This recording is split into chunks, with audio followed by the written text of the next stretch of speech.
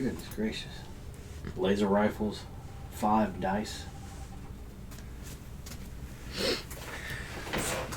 All right, welcome back to Traveler. We're starting a new campaign, the Pirates of Drinax, and we just finished in our last episode. We just finished kind of like an introductory episode, Tarsus, where you uncovered a plot from the Schoonemans and Son.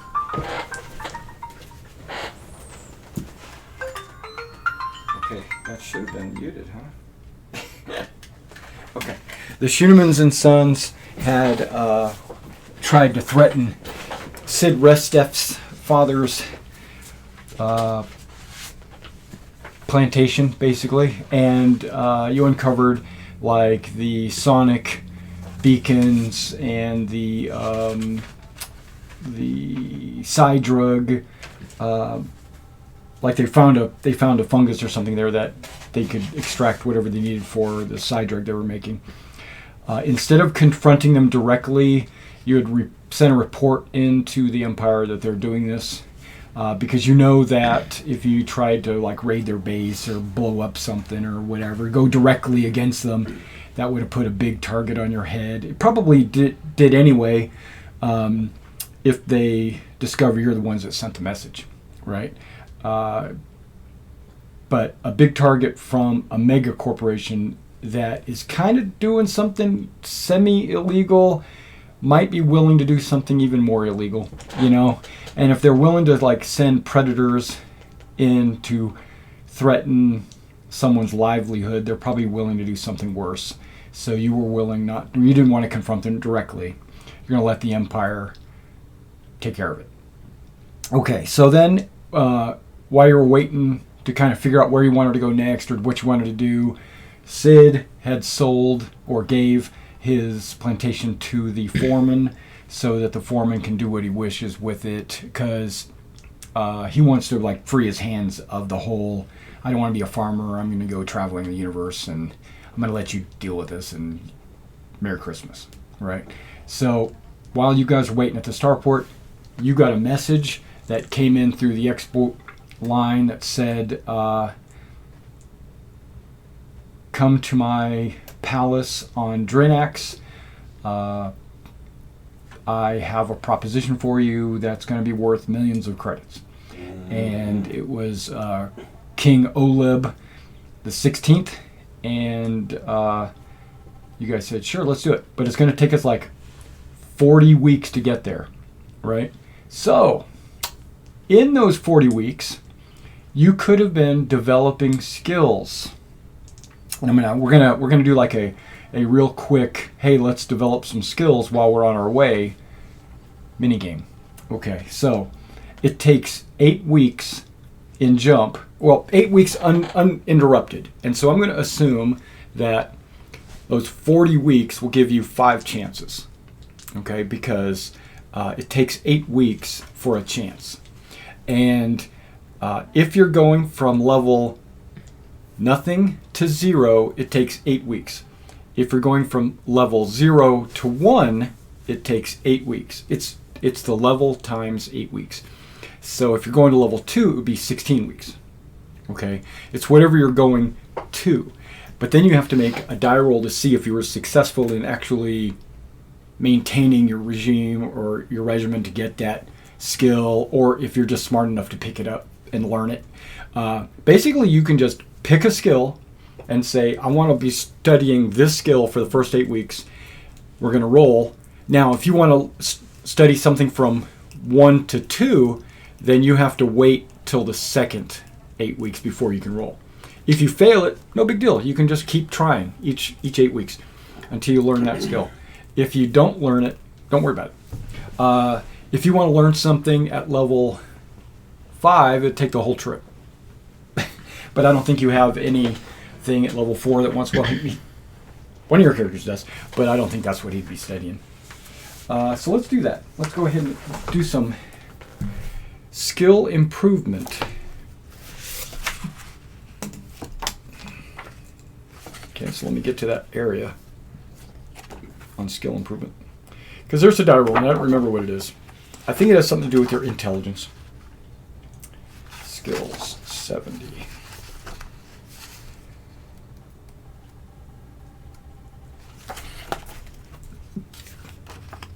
Okay, that's combat. So these numbers are wrong. Can you improve your characteristics, or is it just skills? You can improve characteristics. So, like, if you want to improve your strength, you have to do, like, a workout regime or something like that. Yeah, because I really want to improve my dex, because it's 1 point from 9, and then it'll give me a +1. Yeah. So let's see if it's a little bit different for characteristics.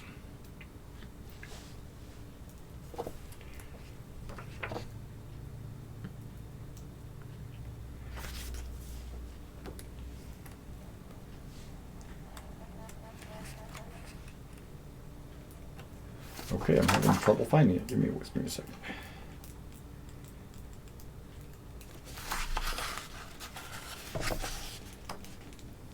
Let's go one page at a time.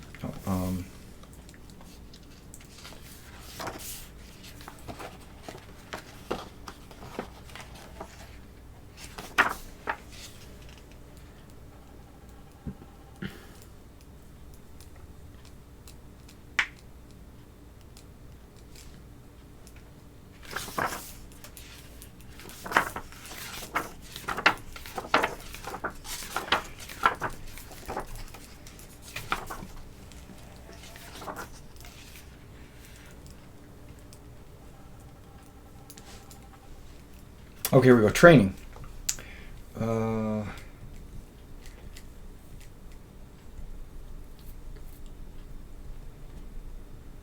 Train a new skill or improve an existing one. It's 8 weeks to study or practice.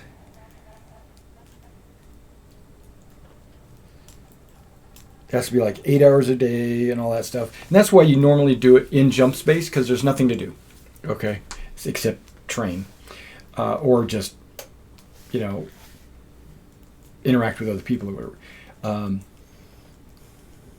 Like if you're interrupted halfway through or something like that, then you lose the whole week.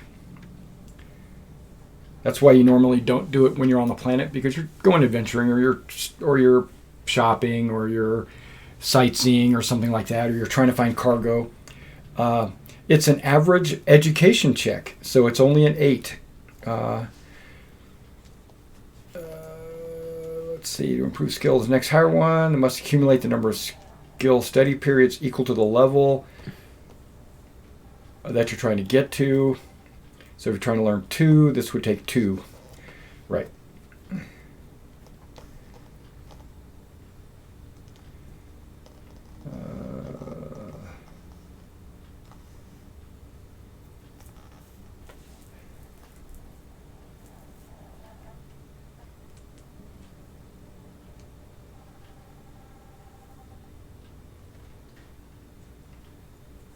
Okay, if you're trying to learn athletics skill, you don't use the education, you use the stat appropriate to the education or athletic skill, like dex, strength, or endurance.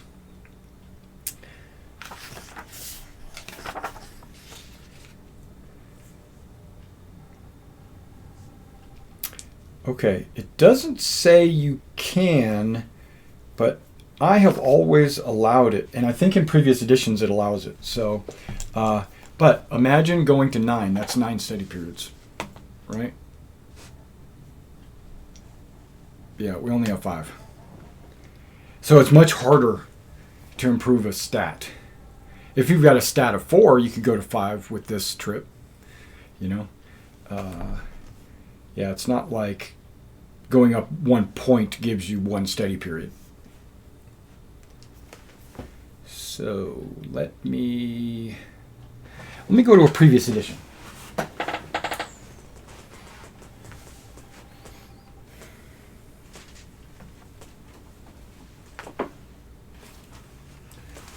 Because it might be a base 7 or something like that. Let's see.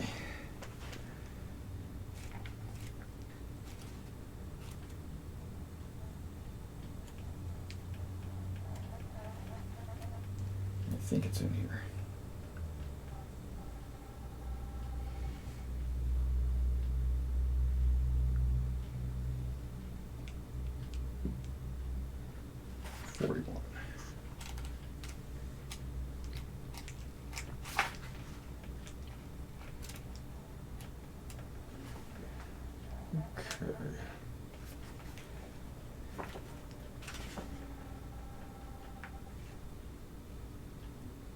Training for characteristic improvement. Okay.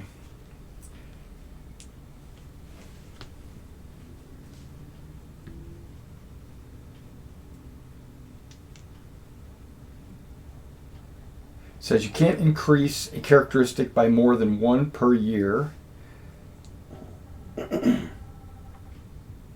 Per characteristic, right?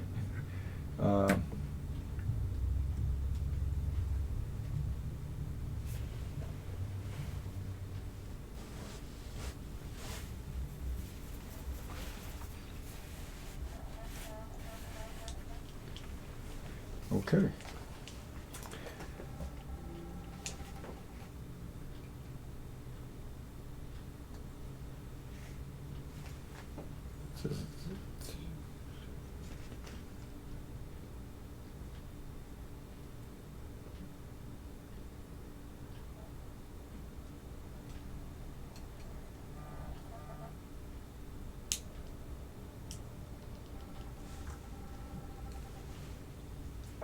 Okay, it says 200 hours.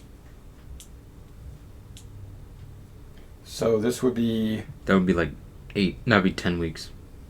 Well, it says this might consist of 40 hours per week in a 5-week intensive course. So, yeah. So you could use all 5 weeks because it's going to be a 5-week course. You can use all 5 weeks for one stat, or you can try increasing... like 5 skills. 5 skills, yeah. If you don't have athletics, that'll almost help with those, but that's only for those athletic tests, not for everything else. Well, 8 to 9 might be worth it.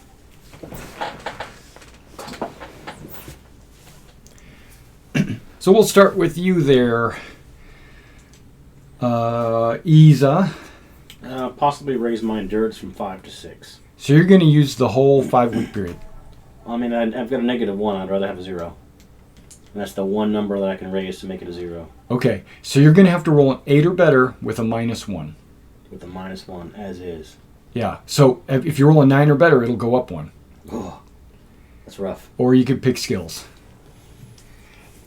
So raising 5 skills might be better. Yeah. I know the stat is like covers a wide swath of things. Right. And plus it helps with your hit points, right? Okay. You're talking about endurance, right? Right. 1, 2, Yeah. 3, 4. Yeah, Let me endurance. pick. That's your like knockout endurance. That's your stun endurance. You know. Let me pick one more. You want to think a little bit? Well, I'm going to pick advocate, broker, deception, diplomat, and... Well, just one at a time is what we're doing. Power plant, So your first week, what are we doing? Advocate. What is it at now? It's nothing. Okay, so yeah, it's 8 or better. Now you get to add your education modifier. Okay. Got it? It goes up to 0. That's 1 week. What about you? First week. Medic. What is it at now? Nothing. Okay. Education. 8 or better. Got it. All right. You're a medic 0. Sweet. So, Doc, you must be doing medical training on the ship. Absolutely. You have no idea. I like that. And it's helping your own. That's right. Yeah. So you're teaching stuff on the training. You know, what are you gonna? You're still thinking? I think I'm gonna go vac suit. Go from 0 to 1.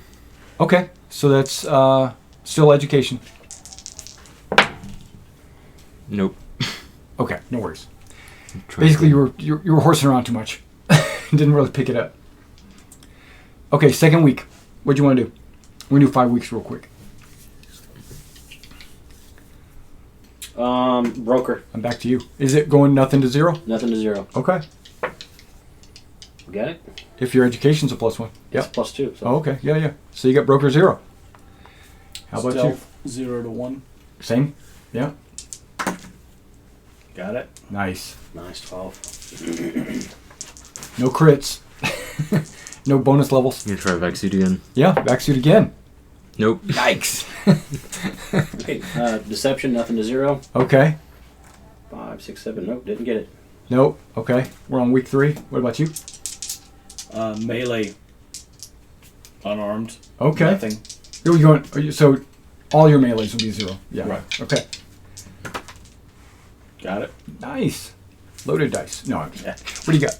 Vac suit again. Vac suit. He's studying. Nope. He's all the You're rolls all were in 2, 3. fives. Yeah, all of them. He's have 2, cramming. 3. So diplomat. Okay, we're on our 4th week. Diplomat. Okay. No, didn't get it. Okay. Electronics, nothing. Got it. Okay. Electronics. He's been taking all the skills. That's right. And then Vac suit again. vac suit. Nope. Oof. Okay. So we are in our last week, right? Which one? Diplomat. I wouldn't have gotten any of the skills anyway. I've got it. Yeah. Um, Everybody's getting like these zeros, right? Okay. Correct. Right. 3 out of 5. Not bad. Right.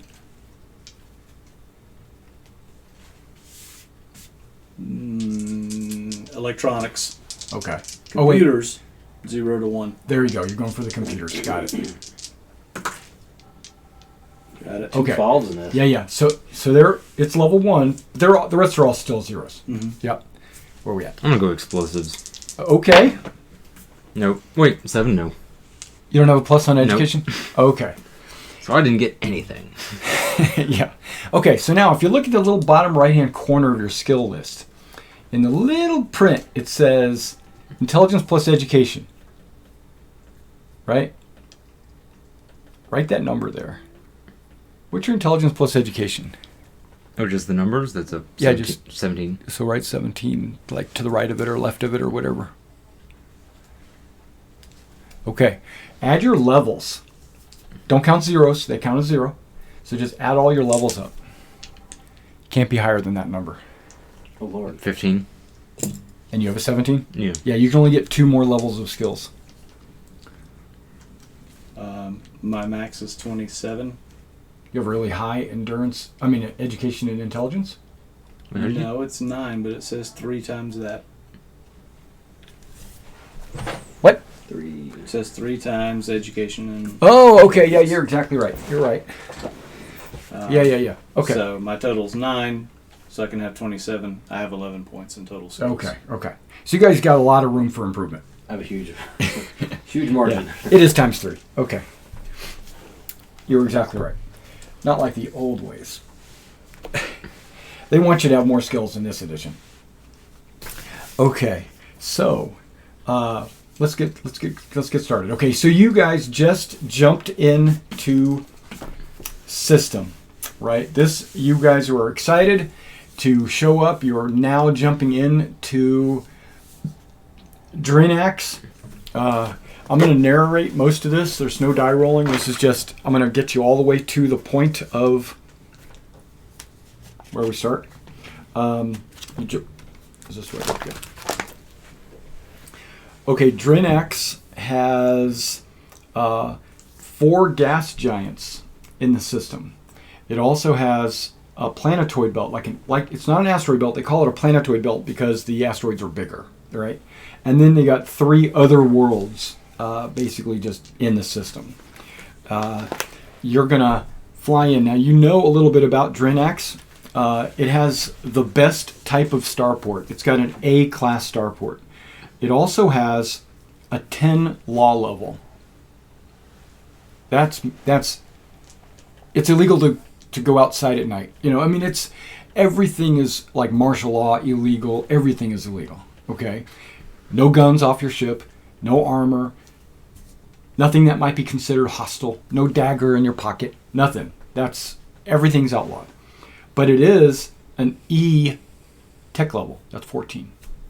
So it's pretty high technology, which also means it's harder to get away with things.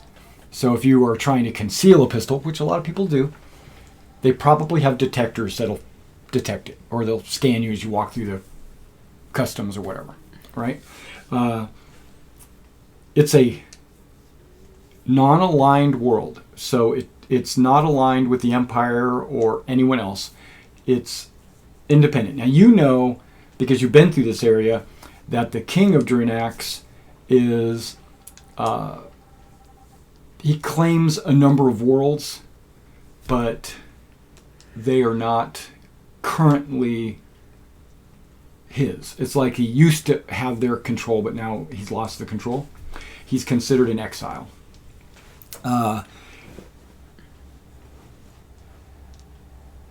The world is mostly water, okay, or mostly. I mean, I can kind of just show you a quick picture of the world, right? It's mostly water, ice caps, and some hills and islands and stuff like that.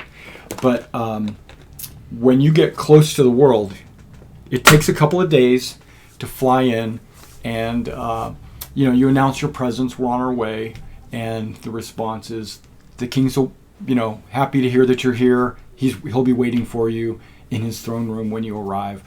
But they know it's going to take a couple of days, because the way jump travel works is when you're in jump space and you're going into or away from a planet or solar system, you cannot start or end your journey within a certain distance of astronomical bodies.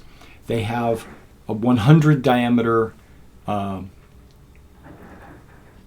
basically neutral zone, or dead zone that you can't jump in right onto the planet, or if you're taking off from a planet, you can't just jump, because there's an area around it that is considered to be not jump friendly or non-jump space friendly, around because the gravity wells or whatever affect it. So you have to jump out of system basically and fly into the system.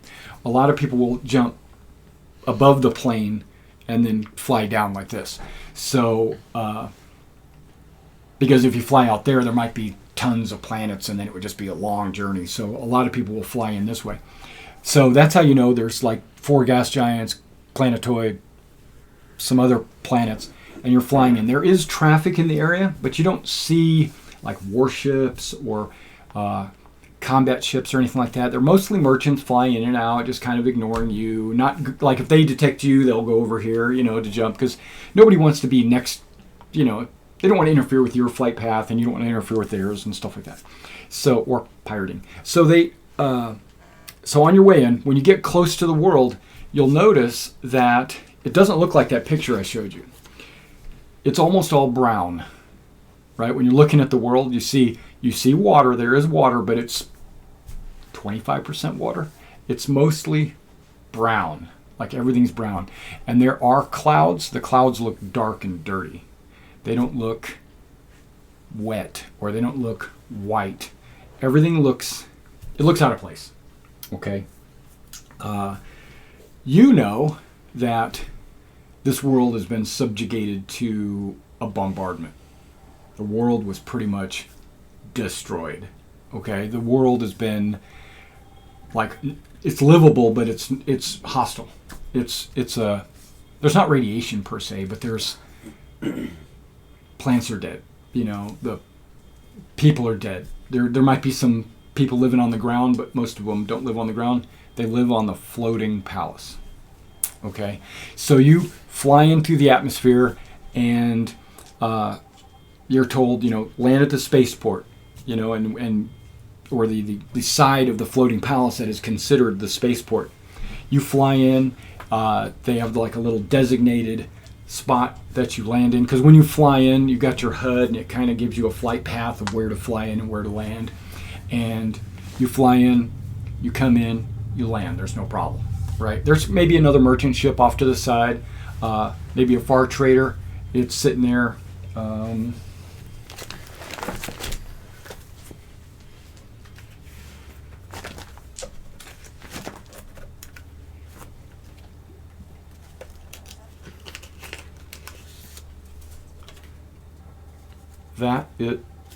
Well, really? Slid it right out of the sleeve.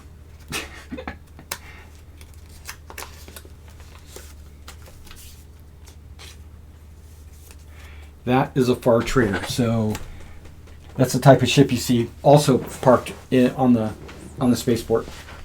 Yeah,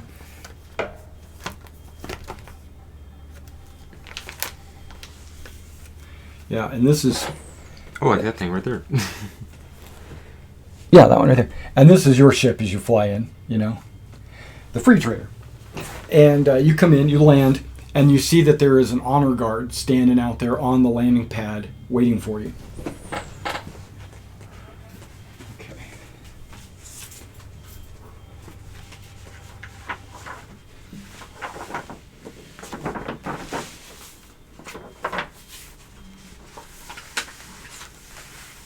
floating palace. And your ship comes in, and it's going to land somewhere. These are all small craft landing pads, and that's what you land on. You're landing on this very first one right there. The free trader is over here on one of these other ones. These are for larger ships, and these are a couple of buildings, like offices or warehouses. You're not sure, but this is the spaceport right here. As you can, starport docks. Starport control that's where you would get, you'd see the port gift shop. You'd see the port, the bathrooms, the concourse, the waiting areas, the little lunch room. That would all be in that area, like for a space, like an airport, right? All right, you come in and you land. There are a number of guards waiting for you. These guards, you've never seen them before, okay? Because this is a different area of space than you normally travel in. They are wearing wings. You can tell they're obviously not real. They're wearing these stylized wings, kind of like Flash Gordon. You know how he had those, but those guys actually had real wings. But these look like that. Like if they were real, they could open up and they could fly, but they can't. They're obviously built into the armor that they're wearing, and they're wearing kind of like these little bird-faced helmets.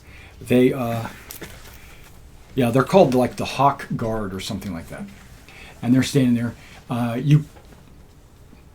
They greet you, welcome you, and the king is waiting for you, and they escort you.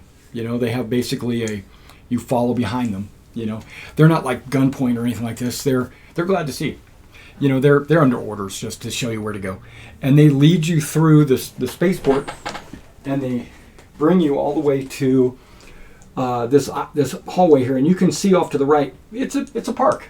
It's got trees and fountains and stuff like that, and you're like, wow, okay, greenery on this planet, and then you just keep going straight through.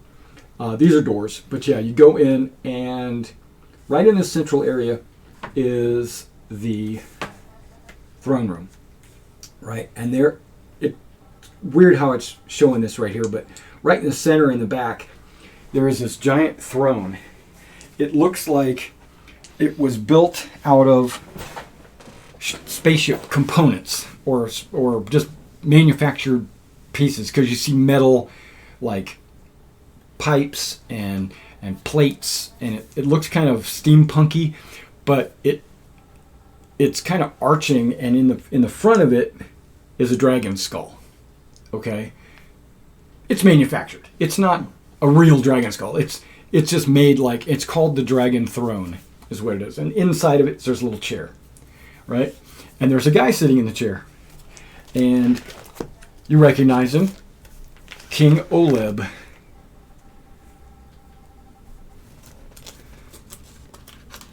The guards stand at the door, usher you in, and close the door behind you. So you're alone with the king. None of the guards came in with you. That's the king. He's big. Oh, yeah. Yeah, he's a big boy. He's sitting up on the throne, and as soon as you walk in the door, he was kind of like messing around with his little personal computer that he's got strapped on his arm. He's just fiddling around, and then when you come in, he looks up and he's like, "Oh, Gami, you're here!" Hey, Your Majesty, how you doing? Long time no see. Okay, back to roll. Now we're back to the narration. So you walk up, and you guys greet each other, bow, and all that jazz. Your diplomatic skills, and you'll see also on the floor in front of the throne is a table. And on that table is kind of like a little holographic image of the city. It's not, it can be changed. He's got a little control panel there where he can change things. Okay.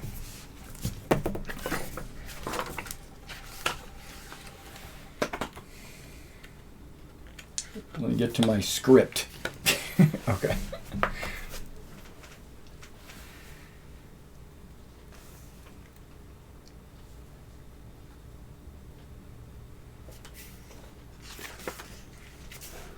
There you go.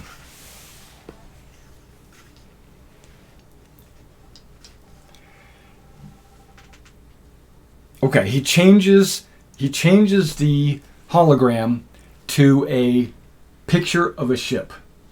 Okay? And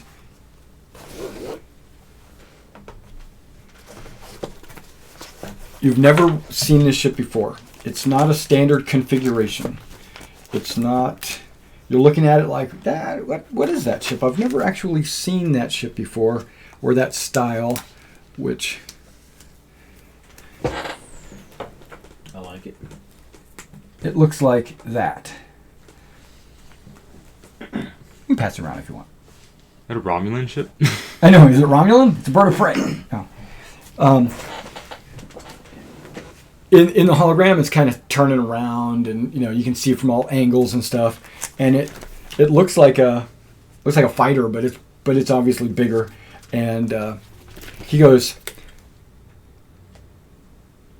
"I'm going to give you use of this ship.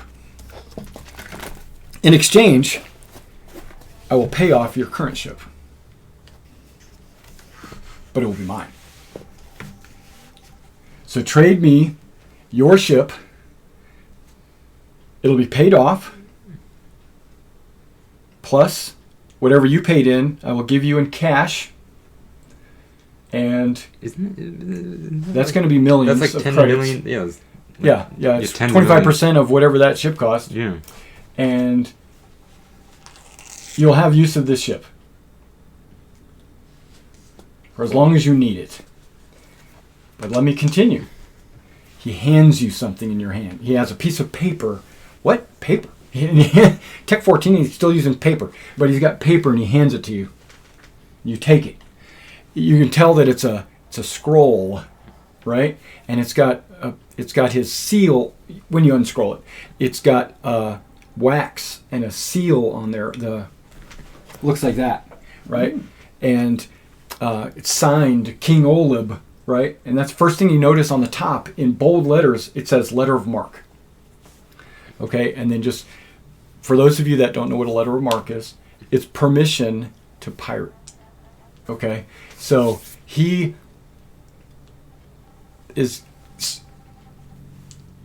giving you permission to conduct piracy, right? Okay, now here's what he says.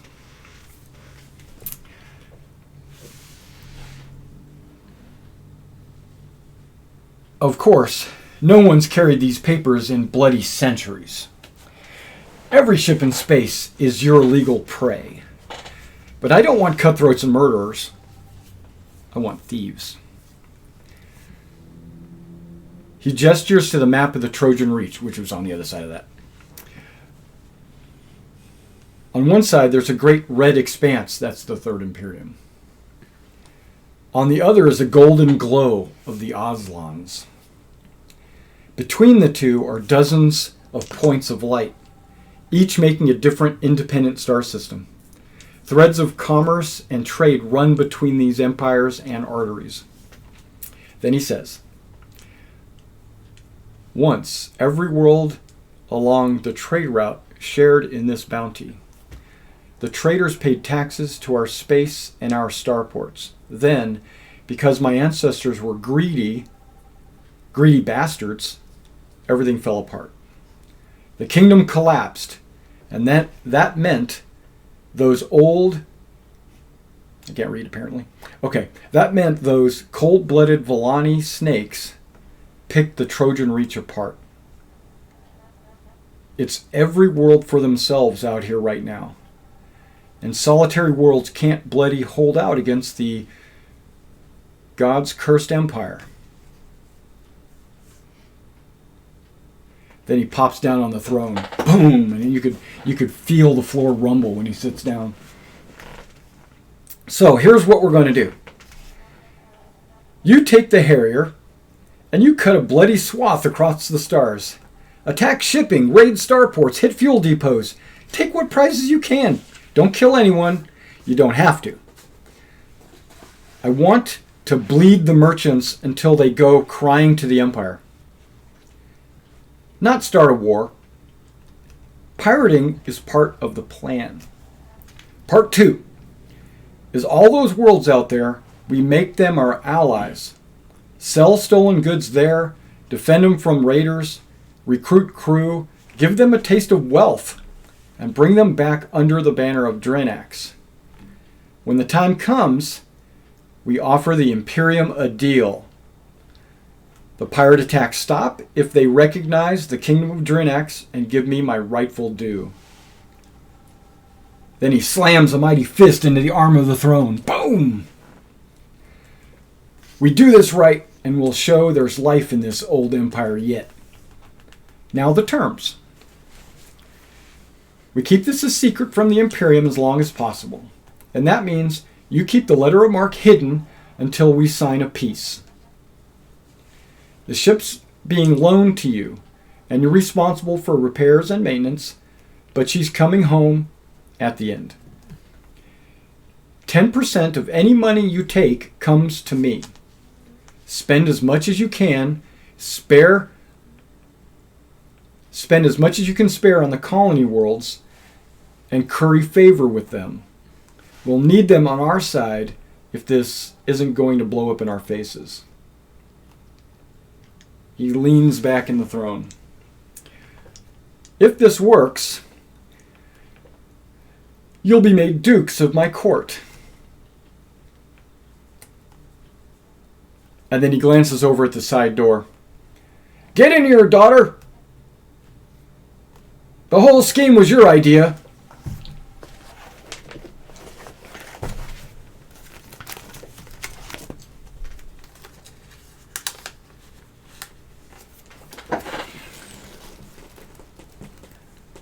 Princess walks in.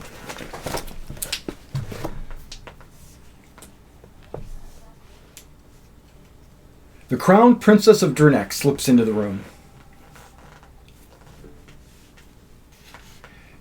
And she says, Do I have to explain the whole clandestine part of the scheme to you again, sire? She smiles at you. You can't tell if she's amused or furious. The king rises from his throne and takes his daughter's hand in his huge fist. If we're going to save this kingdom, daughter, we shall have to trust these travelers. After all, if they succeed, you're marrying one of them. Probably Sid. That would make sense, huh? And then they just stare at you guys. Don't look at me. I'm old as hell. Crusty. I mean, we're all like over 40 or something. I'm 46, yeah. That doesn't stop anybody.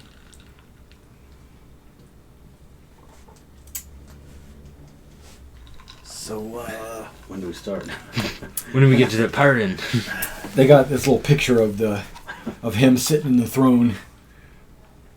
It's like you can see the dragon head up here. Yeah. It's pretty cool. Okay. So, what is a letter of marque? Right? Piracy is punishable by death. The old Zerashirka, okay, that's like First Empire, of the Villani punished it with spacing. Captured pirates were hurled naked out of the airlock and freeze to death in the vacuum, while pirate captains were permitted the honor of a spacesuit, prolonging their suffering. In the vanished Sindalian Empire, that's kind of where you're at in the world, pirates were hung by the neck until dead, and then attached to a hull. The modern Third Imperium more permits suspected pirates of trial before they are imprisoned or executed. And as for the Aslan, the lord of each territory personally carries out execution with his own dew claw. Basically, he's got a claw that sticks out of his palm. If you are captured, you are bound to death. The letter of marque will not save you unless the kingdom of Drinax is restored. If Drinax's flag is raised again over a dozen worlds, then your crimes are retroactively negated, as if you were never dervish pirates. You were always licensed privateers. Saving Drinax will also save your own necks. Sounds like the old victory or death scenario. Right. So, I can have the monies transferred to your account immediately. So what's 25% of your ship? Well, it's 45,342,000. Okay, so what's 25%? How much again? 45,342,000.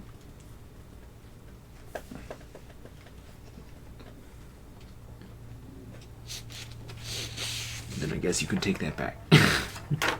Okay, so that doesn't make sense. I must have messed something up. Okay, let's... Yeah, I see what it is. So will this be considered a capital ship, the Harrier, or a spacecraft? It's not capital. So you can increase your account. You ready? All right. 11,331,000.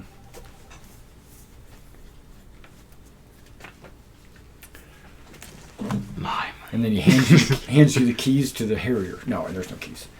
But he goes, okay, I'll have my senior. Okay, he back up. He presses a button. The doors open, and some people walk in. His guards, they walk in, and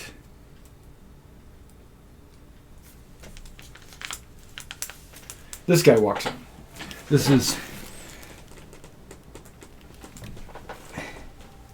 So this guy walks in and he goes, Lord Rax, if you would, show them to the ship.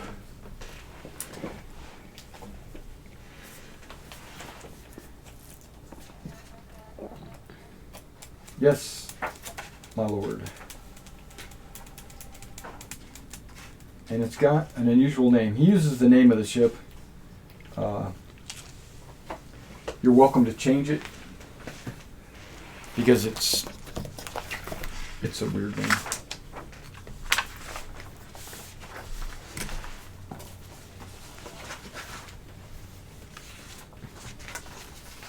Wait, that came out of your thing, right? Yeah. Yeah. Well, I'm not using You should have a couple more pages of that, right? Or no? No, I think that was the only one. Oh, okay.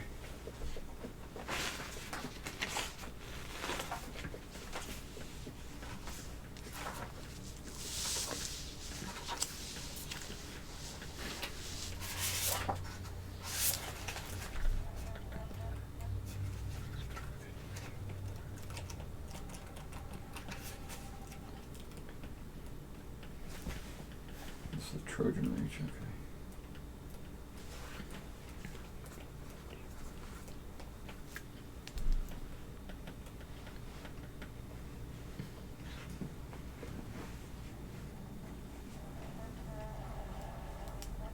Okay, so that's the Hawk Warriors. Okay, not... Yeah, they call them the Hawk Warriors. Here we go. It's called the Vherg. But you might want to change that name. Okay, so Lord Drax says, "Follow me, and I'll show you to the new ship." And then he kind of giggles a little bit under his breath. And rename it to like the Golden Jackal. Golden Hind was a pirate ship. So Golden Jackal would be just an idea. It's an idea. Okay, so he escorts you across the compound, across the floating palace. The floating palace probably holds like 100,000 or more people on this thing. It's a big city, and you guys travel through corridors, and then you go through the bazaar. When you go through the bazaar, you notice that these are all different shops. Basically, they all sell various different things. Roshando's Bazaar, yeah, and then you come in through the spaceport, and it's sitting over here on this, and that's what it looks like, right? And it has like a map on the inside, which, and then that's something for you guys to hold on to later. But when you walk up on it, you walk up on the ship, and you see that it's got it's battle damaged. It's got holes. It doesn't look blast marks. I mean, you can see parts of the hull have been scraped off, and like the turret on the top, you can see a giant hole in the side of it, and the ship looks like it's been severely damaged. Okay, but you've never seen this ship before. You don't know what it is. Okay, and so he goes, here's the way in. He brings you up to it, and in the meantime, I will pull out a map so that you guys can kind of see. That's it, but I printed it larger so you can see it better. And you don't need any of this anymore for right now. What am I doing with this? I'm going to put this over here.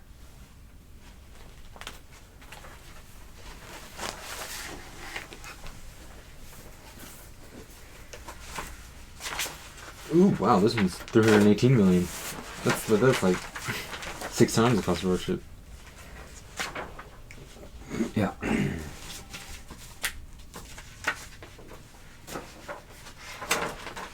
Okay. So, upstairs, downstairs. This area right here, it's like a little elevator, goes to the ground, picks you up. Oh, that's why it's a stealth ship. Yeah, main airlock. Yeah, so the floor panel kind of lowers down, and then you step onto it. You can see that there's only room for like 4 people or 2 people with really heavy armor. So it's not built for like mass people to get out, or whatever, and charge out or whatever. There does appear to be a door back here that would open, but it does not look like it has a ramp to lead to the ground. It's a little unusual, right? But when you go, it doesn't appear from the back. So when you guys go in, where would you like to go? What would you like to do? Well, first of all, when the elevator comes back up and you're up in this section, you see that there's like a little panel on the wall that allows you to, control the airlock and things like that. But the panel is written in an unusual language, like you don't recognize it. And it's the plate of the panel is like a brass. And when you look in the corners of the airlock, you can see that there's like these brass ornamental like designs and stuff. Like it's almost built for luxury. Mm. Yeah. Or someone rich owned it, one of the others.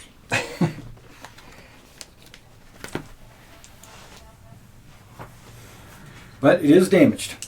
Oh, Lord have mercy.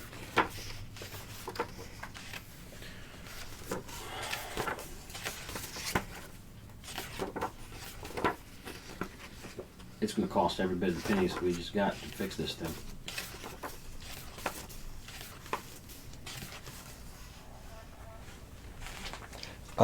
Will the use of ship shares? Ship shares will be able to be used for ship repairs. I just looked at the weapons. The weapons alone, one of them $7.5 million, and the other one's almost $1 million per rack. If you bought it new. Yeah. To repair, maybe. Then you got maintenance. Well, not maintenance, but the cost to re-put it in and fix it, especially a foreign ship. Yep. Okay, so let's talk about the main airlock. The Harrier's main airlock is located on the belly of the ship, large enough to transfer 4 people or 2 Marines. A real pirate ship would have a breaching tube, which basically means you would have like a side airlock, and it would like attach to another ship, and you would run across. This one, you have to it lowers the elevator, you go outside. If it's in space, then you got to EVA over to the other ship or whatever. This doesn't have that. Okay, so from there, where would you like to go? You basically have the map, because you could like upload it real quick onto your MobiGlass. Your little personal computers. I guess you just go around and see the extent of the damage. Right. I would probably start at the bridge. Assess, flight controls, the flight computer, all that stuff, and then go around the ship and start determining what is necessary to make it space Just the worthy. bridge. Right. But you got to get there.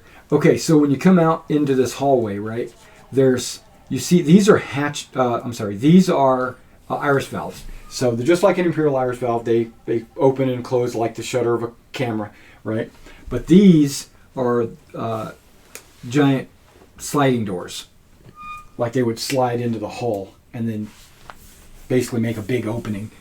And, well, if you went, are you going this way?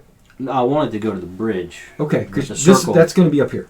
So Okay. yeah, so when you go through this iris valve, this is a hatch on the ceiling, which this is a hatch on the floor, and then you go up. Well, hold on.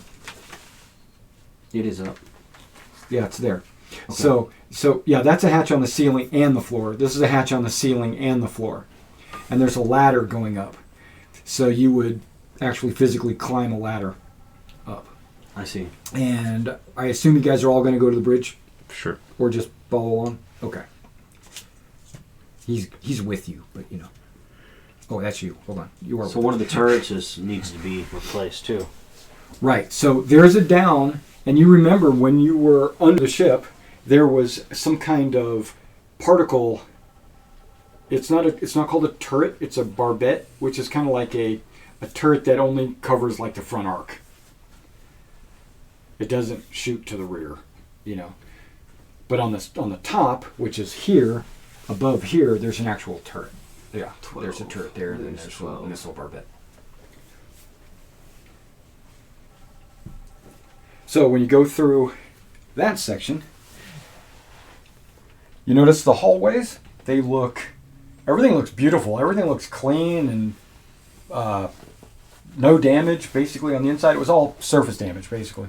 But you could see that everything's ornamental. There's little designs in the wall. It's not like the Imperial Standard, which is just straight lines up and down, left and right. This has curves and Almost like a luxury ship that's been refitted for more rugged use. could be that. It seems like there's just a style to it, right? Okay, Captured alien ship, maybe? it could be. Like once you get to spend some time with the computer and stuff like that, you'll be able to figure a lot of that out. Okay, so are you going up to the next level? Yes. Okay. Going to the bridge. Right. Okay, so you guys are continuing on up through here. Now, through this area, you see sliding doors. Okay, these are sliding doors. Sliding doors on staterooms are not airtight, just so you know.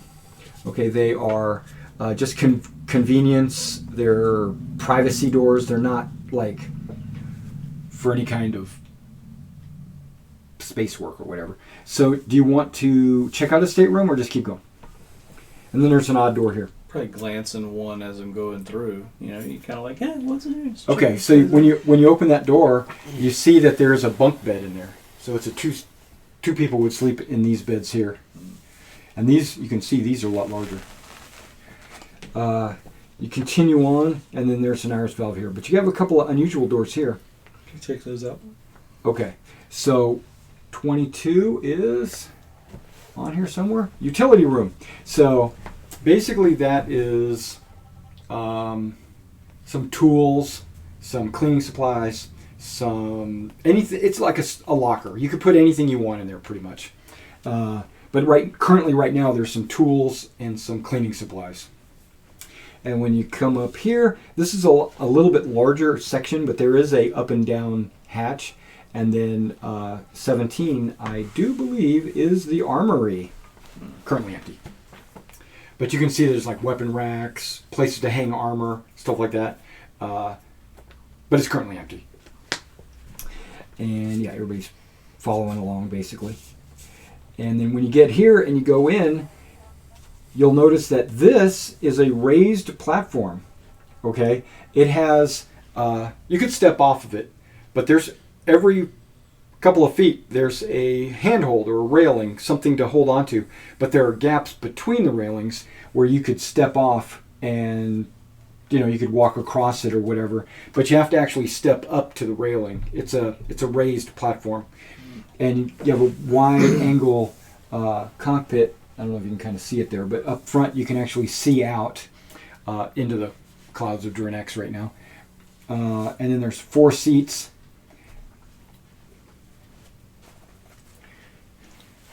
They have a picture in here of it, but it's inaccurate. This is not. That's why I don't think I want to show you the picture, but I'm going to anyway, because I want to give you the impression of the style.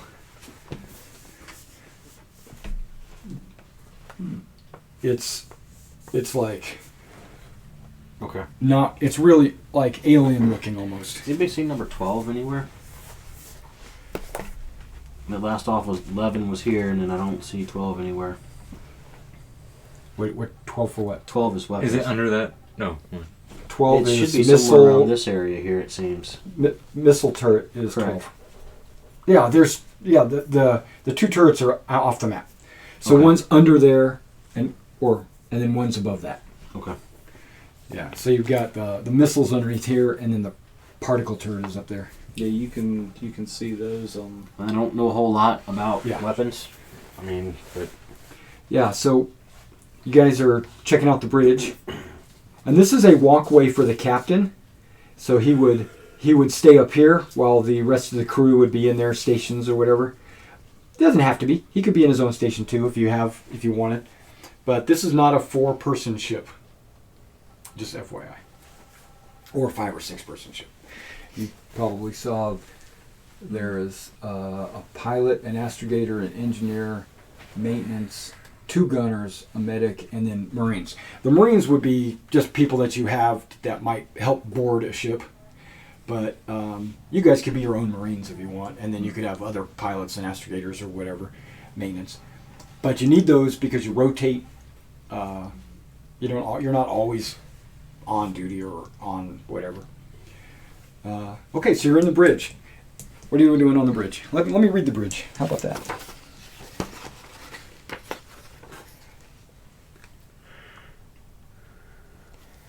Okay, let's jump to. I'm going to tell you about the entire ship without you having to walk through the whole thing.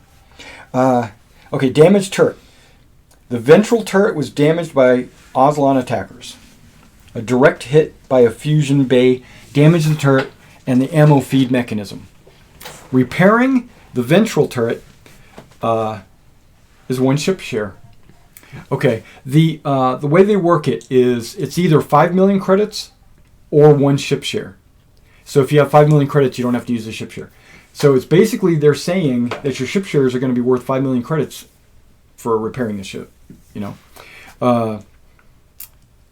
Holographic hull. The actual outer surface of the hull is battle damaged. Only the projectors on the port wing and the nose of the ship are still functional. However, the system still draws power even though all the projectors are not operating. Okay, the holographic hull is for like stealth. It'll make it look like space background so they can't see you, but different sensors would still be able to defeat that, or up close and personal you could kind of see the outline of a ship and you're like, okay. Maintenance cost. The ship does have to have regular maintenance. Don't worry about that right now.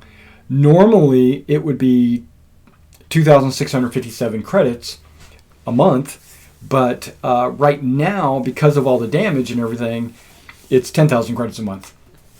But once you start getting everything repaired and fixed up, then the maintenance cost will come down. Okay, microfractures. When built, the Harrier had 88 hull. That's basically hit points. Age has riddled the keel, and microfractures reduce it to a current hull of 72.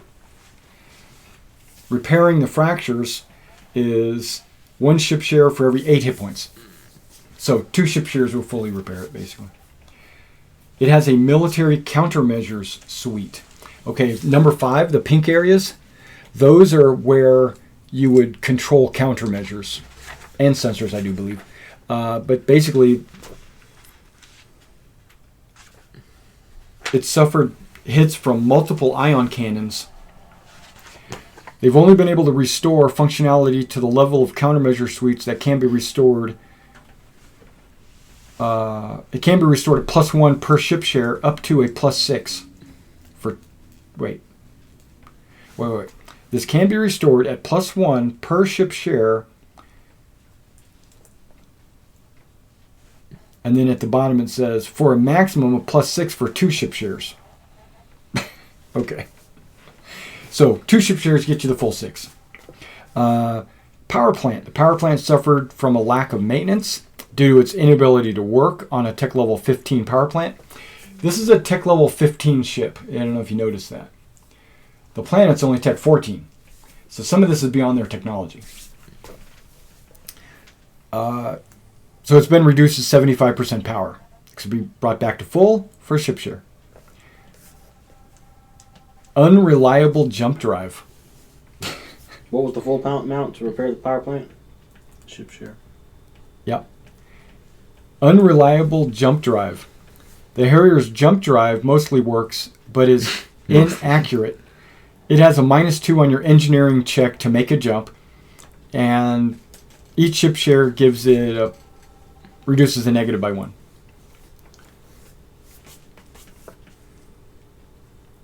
You'll notice the maneuver drives. That's 10. You'll see the 10 is the maneuver drives. They're tiny, super small, right? But they're not. The Harrier has a powerful maneuver drive, but it has the habit of cutting out exactly at the wrong moment. Okay. If a double 1 is rolled for any pilot check, the ship loses all thrust. This problem can be removed at the cost of 2 ship shares.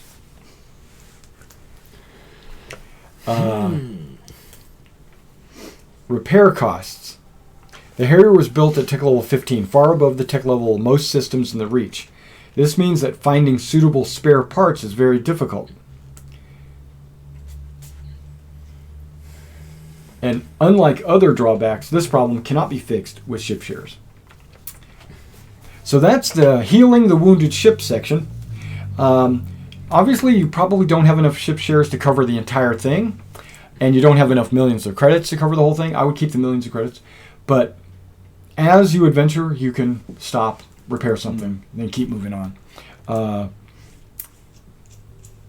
Piracy can be lucrative because, let's imagine, you find a ship, you disable it, you kidnap the crew, part of your crew goes to that ship, you both jump someplace, you sell that ship for 27 million credits or whatever it is, and then kick the crew off the ship because you don't want to kill them, you just don't want to, because you're trying to get the money, right? And then send 10% back to the king, and now you get 20 million or more or whatever, and then you can fix some more things or keep it, and then that will go a long ways to owning your own ship afterwards,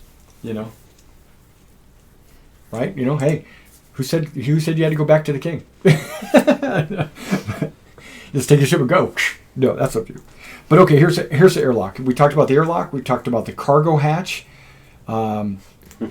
It's for offloading cargo. This thing out and put in our own ship. The cargo hold can be depressurized, so the hatch can be used in vacuum.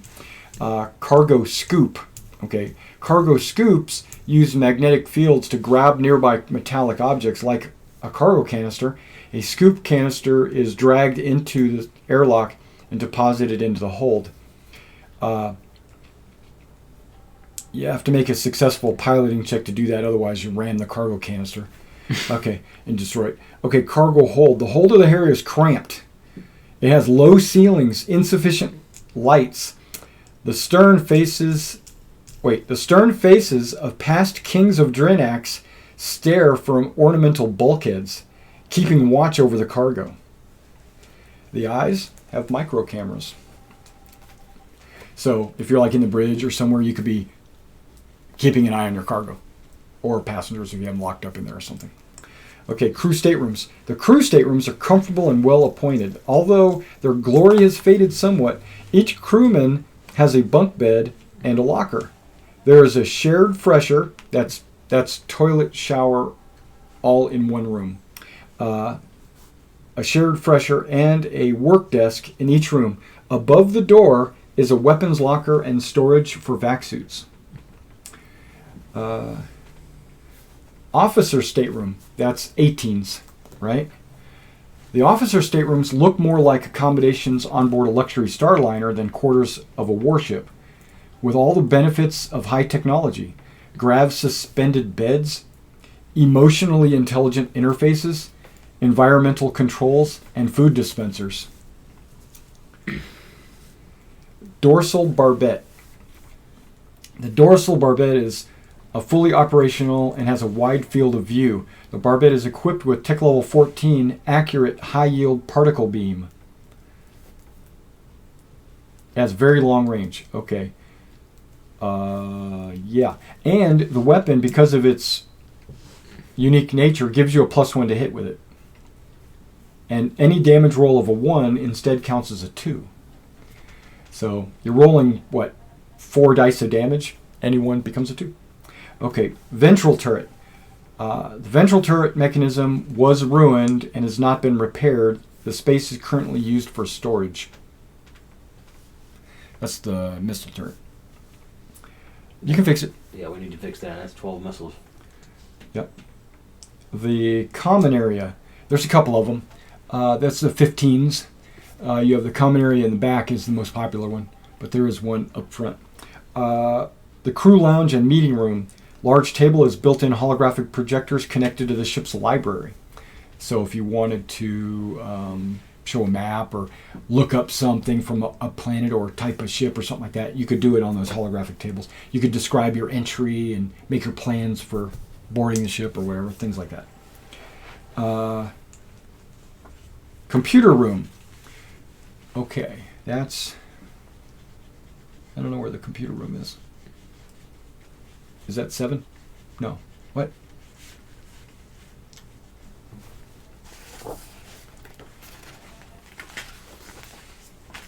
This text isn't particularly clear. No, I know. What is That's the countermeasure suite.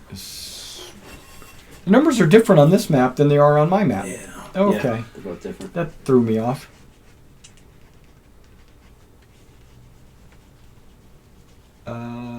Let's see if I can't find a computer room. I don't even see a computer room on here. I don't see a computer room on here either. I see sensors. Yeah.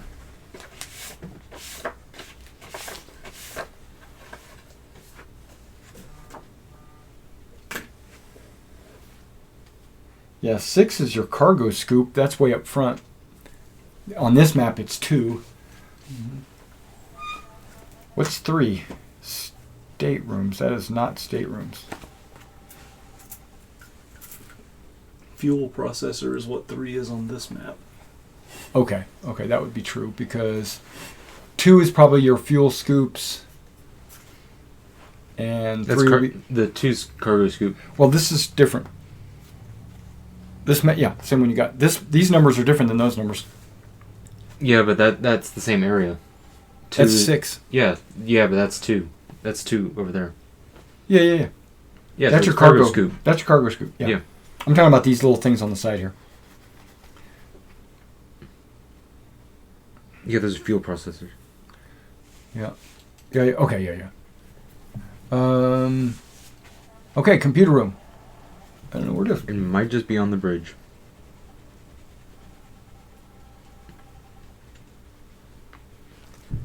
Yeah, missile storage and airlock. Yep, doesn't say. Okay. It says the small annex to the bridge. Is it 17? No. There is a 16 and a 17, right? 17 is the armory, right? Mm-hmm. What's 16? 16 is the ship's locker. Ship's locker. Okay. Yeah. Okay, I don't see a small annex to the bridge. It's in the bridge somewhere. According to the developer of the new Mongoose Second Edition, I watched the video of his. He said computers aren't actual physicalized on the maps anymore because computers can be so much smaller and they can be spread out amongst the entire ship to combine for computing power or whatever. There's an echo dot in every room. Yeah, you don't have, right, exactly. You don't have necessarily a major computer there. Okay, but this says computer room. The small annex to the bridge contains direct access to the ship's central computer and an immersive hollow tank for examining sensor data. I don't know what that would be. Okay. And then you got bridge. The ship's bridge, in common with the traditions of the Star Guard, the ship's commander stands on a walkway and runs the length of the bridge while the crew work from their stations below. Yep.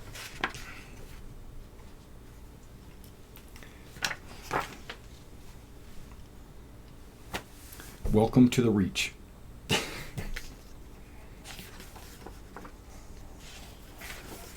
Okay, so the mission, just so you know, you already know. Go privateering across the Trojan Reach. Disrupt trade between the Imperium and the Aslan. So, there's going to be planets out there that are neither allied with the Empire or the Aslan. They're saying don't hit them, right, unless they are helping the Empire. Or if the Empire has like a fuel dump on one of their planets, blow the fuel dump up, stuff like that. Not strike the planets directly, because we're trying to get favor from the planets so that at the end of the campaign, maybe the Empire can get, they can say, hey, we want to be recognized as a kingdom, and the Empire will have to say yes. Play a sort of Robin Hood game. It's a Robin Hood game, exactly. So you're stealing from the rich, the Empire and the Aslan, and giving to the poor, which are all the planets in the Reach, exactly. And you guys are, bandits. Exactly, you're the merry men. Okay, next, establish alliances with independent worlds and factions, and also make your fortunes and rebuild the kingdom. So he wants you to make money. He doesn't care where you get it, but he wants you to make this lucrative for yourself, because then if you're getting paid, you're motivated, And he's not paying you though. He can't pay you. He's giving you use of this super high-tech ship. It just needs to be repaired. And once that's done, you pretty much own smaller ships. You start attacking a dreadnought or something, you got problems, right? So don't attack merchant ships. They usually don't have good weaponry or something to defend themselves. But if the Empire if you start ruffling enough feathers, the Empire might send out some Q ships. They might send out which is a merchant ship. It's a warship that looks like a merchant ship. So when you get close, they open up their hatches and all of a sudden they got guns. So you got to avoid the Q ships, unless you feel like you could take them. Or sometimes it's not about the direct fight. Sometimes it's about just subterfuge. Sometimes you'll land on a planet and then sneak across and plant an explosive and then sneak back, or whatever. It doesn't have to be, always from the ship. Lay a really good shot and then fly off. Yeah, like knock out their engines and then. Yeah. And boarding ships and taking them, you're going to have people that can help you take that ship to port, because you can't tow them. And if you're in the same system, that there might be other ships that might not favor you. So you can't, like if you strike on one planet, you might have to get in and jump to another system and turn it in. Right. A lot of times, this is another thing, you want to give so you might just take the ship and give it to the planet, right? So here's the ship, take it, do what you want with it,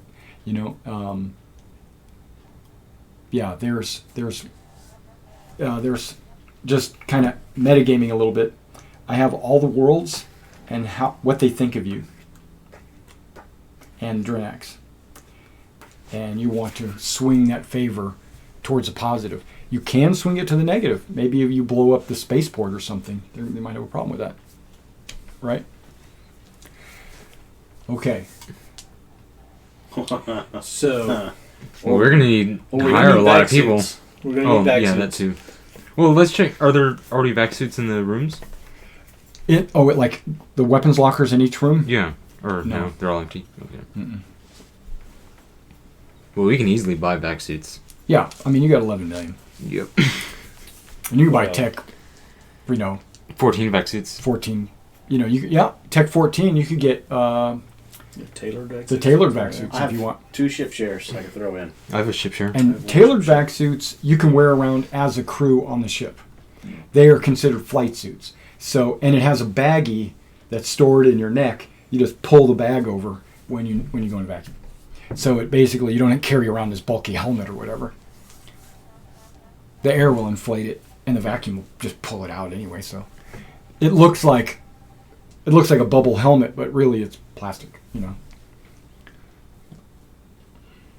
So we're gonna need vac suits just in case of any kind of altercations in space. Might Gotta need. figure out oh, what. I was saying it might need some zero G weapons too, but we can get that easily. So Well, laser we have rifles. laser rifles, most of us, right? I have slug weapons, so Well, I'll need I to have buy a some laser 0G pistol weapons. and a laser rifle. Oh, I have a Yeah, laser those- rifle yeah, and those stuff. lasers Took are off zero those G. guys, didn't we? Yeah. So those laser rifles were tech level 9, right? So 3D damage. Sounds right. So, yeah. It's 5D damage. It was that particular one, tech level 11. Laser rifle 9 is 5D damage. She's an old Got you. Drinaxi Harrier from the great days of the kingdom. She jumped in to defend Drinax from the Aslan attack, but her drive malfunctioned as she arrived in system. Her crew were blasted with a lethal dose of radiation, and the ship drifted crewless and rudderless through the system's Oort cloud for 200 years until she was recovered. She is as close as Drinax has to a working warship. This is their only warship. Nice. Give it to And him. she's just giving, and he's just, Just giving giving it to you. random people. Just giving it to random people. No, he trusts him. You trust him, yeah, but I mean, between me and him, and the pirate, Yeah. you know. So the Aslan hit Drinax in 885.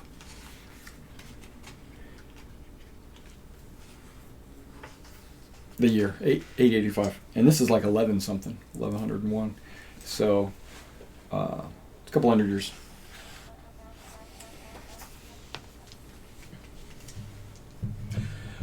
So before we jump off into the great dark void, we need to figure out what repairs. We have to prioritize what repairs need to be made.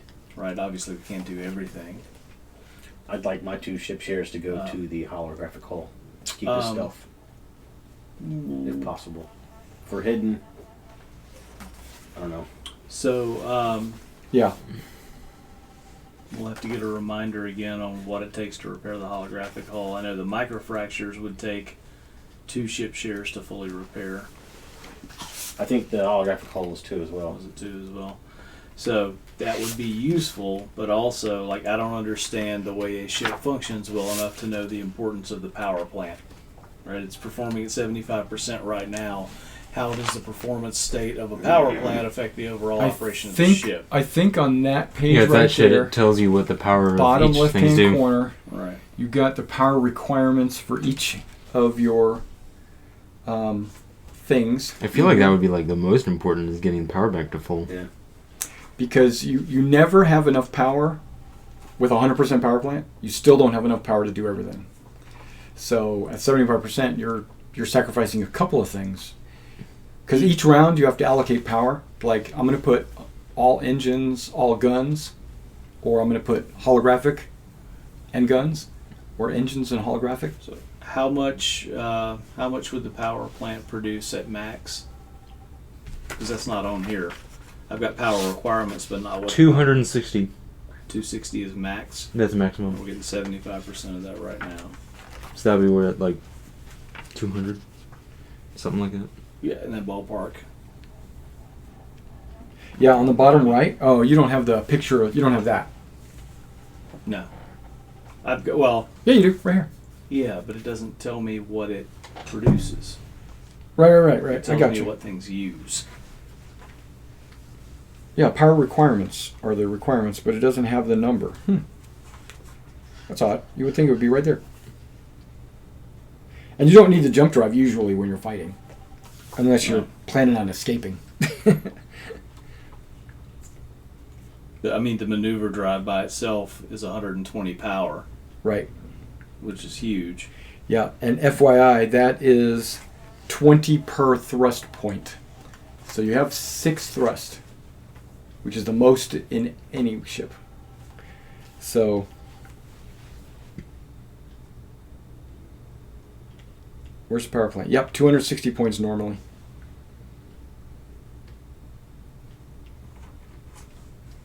So then I would say we probably need to get the power plant up to max. Right? That's 2 ship shares. 1 for the power plant. Overall, the hull's in pretty good shape. It's 72 out of 88. Holographic hull is 1 ship share. Holographic hull's 1 ship share. But the microfractures, that's the actual hull itself. That's the ship's hit points, Right. you know. But it's also, you know, creaking and maybe air leaking out, you know, that kind of stuff. They're microfractures. The metal's bent in certain areas. It just makes it look better. Yeah. It's currently at 72 of 88. So 2 ship shares would fully repair it Correct. at 8 points per. We only have 1 of the 2 weapons functional. Right? Right. So it would take 1 ship share to repair the ventral turret, which is the missile turret. Yeah, the dorsal barbette is fully operational. Okay. And the barbette is the The particle beam. It's a particle beam that only shoots to the front arc, basically. So the only time that becomes important is if you're within like 1,000 kilometers of your target. Because when you're within 1,000 kilometers, the combat switches to dogfight. Beyond 1,000 kilometers, you're considered at such a far range that your ship could be flying sideways or backwards, or you know you're drifting in space. So you could be shooting while flying that way, you know. Yeah, and you could move this way, turn around and fire your guns, and no problem. But when you're within 1,000, then you start to have to do this. And most of the time, combat's done at like 100,000 kilometers. You know, it's done like super far really? away. Right. How many ship shares does Cody and the other Adam have? Well, Cody is here. Or should be. Yeah. Should be here at any time now. I don't know what he's got, but he has it under personal items. Let's see. No. He might not have any. Might be on that like career sheet. Yeah. He has 3,000 credits. Oh right, he got like nothing. Don't think Mike got anything Mm-mm. ship share wise. Yeah. The other Adam might have. where's the stuff at? That was the ice machine. Yeah. What did I hear in there? Yep. Okay, but there's something I needed to find. Harrier suffered grievous damage during the Aslan attack 200 years ago, and with the loss of the starport on Drinax, full repairs cannot be made. The technicians of the Scholars Tower have done their best, but there are still numerous problems and drawbacks. You can alleviate some of these drawbacks by spending ship shares on a starport. Yeah, this is not a There's not. It's a Class A starport, but it doesn't have any ship repair functions. So you can't have anything done here. Well, this is a high-tech place. It is high tech. I know there's Well, strict rules. Well, there's But- still stuff we can buy. Are there... I'm not too familiar with the game, so... What's the PGMP? And the FGMP? Okay, plasma gun man portable and fusion gun man portable. Okay. So, I read it online that you could still carry them, but I wasn't sure if it was under this rules. Yeah, that's what man portable. Okay. Fusion gun man portable. You can't carry them. You need like battle dress. If you or find, power like, armor. let's say you raid a military troop carrier, and one of the guys might have a fusion gun, then you'll have a fusion gun. Until then, you don't find those in shops. Okay. They're And only military. and They're what only does imperial military. the 1DD stand for?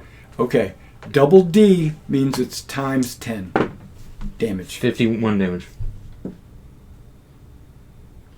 Or 15 damage. It wouldn't be Whichever 51. one. What? It's not 51. It's times 10. Oh, it's times 10? I thought it was 2 dice and you... Multiply by 10. So it'd be like... Yeah, so it's the same as 56. rolling... Yeah, Times so 10. yeah, so that'd be 80 damage. Right, 80 damage. Oh, I got you. Wow. That's stupid. Right, and some Marines are carrying those. Oh, yeah. I was a Marine. Yeah. Well, they are also wearing armor that has 25 armor points. Well, Yeah, 80's gonna burn right through that. Yeah, you will burn through that, but your little knife isn't going to do it. When you stab it. If you get a +6, which is considered a crit, if you get a 6 over what your target number is to hit, you will always do at least 1 point damage, no matter what their armor is. Yeah. okay. So just do like 6 times aim and do 1 damage. Marine battle dress also adds 4 to their strength and dex. So, because it's powered. And so their +4 dex might get them closer to that +3 to hit. I don't know. Goodness gracious. Yeah, it's good. But as long as no one knows you have one, or if you're breaking the law anyway, No, that's what I figured. just carry If one. I'm breaking the law anyway. Right. Don't use it on board ship, though. If you miss, you just did, like if you rolled an 8 where you did 80, that would have been 8 to your hull. So, because DD is ship damage, basically, Okay. which is times 10. So, 88 or whatever, it would be like 880 your hit points.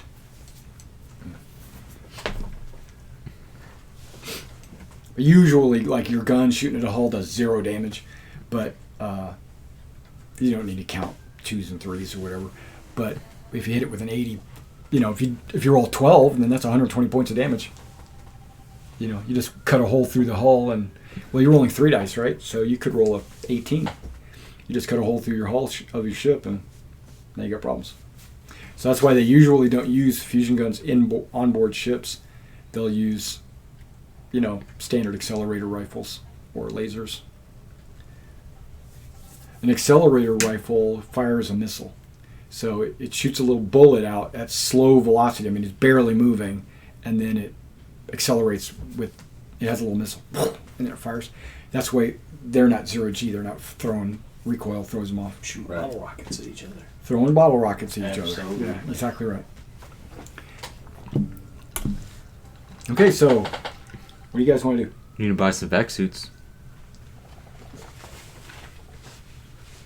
Well, I'm at 37,000-ish. You want to buy a tailored vac suit? I'm at 11 million-ish. You want to hire some crew? That's always Yeah, fun. we You need can we do need that. crew. Like, Yeah, you can definitely hire some crew. Here's the Wish Adam was here. He would here's know the floating palace. If you want, we could do this.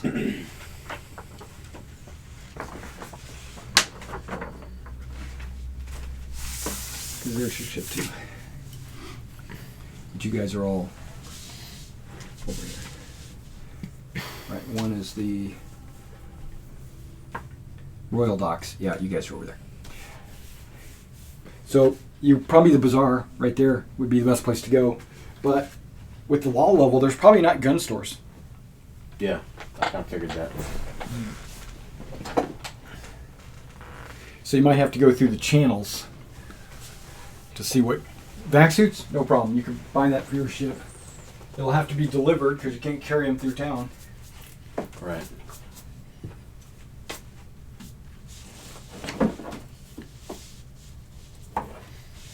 See if they got tailored vac suits in here. This is first edition.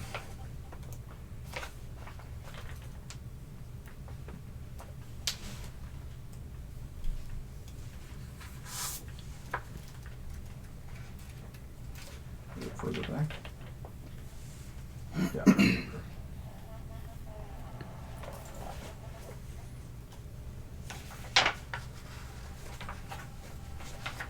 Is there anything else like high tech that isn't a weapon that we might need?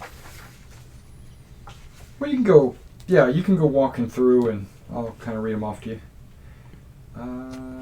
It's like we'd probably get like a +2 med kit or something. You could probably. Actually, don't we all have medic? We could probably all just get a med kit and just carry it on us. That would help you. Good Yeah. idea.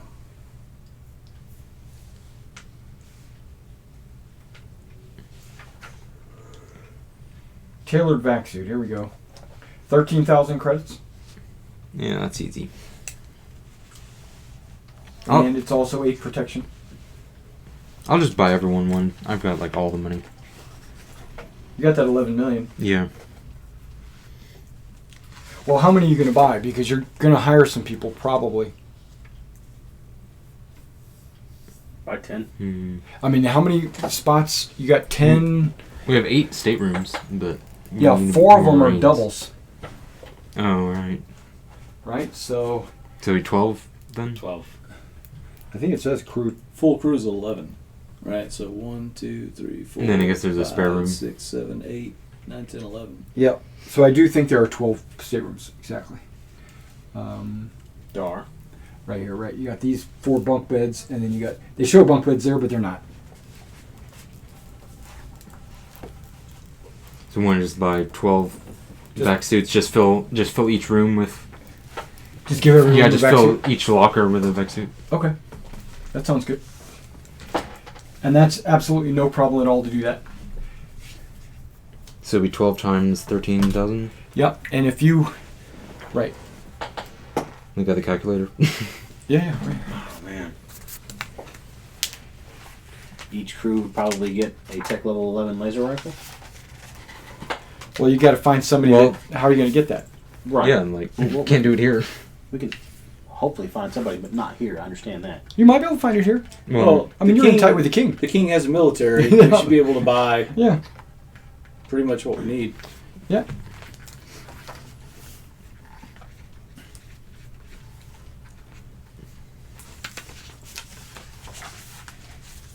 Yeah, we just got to be on the hush.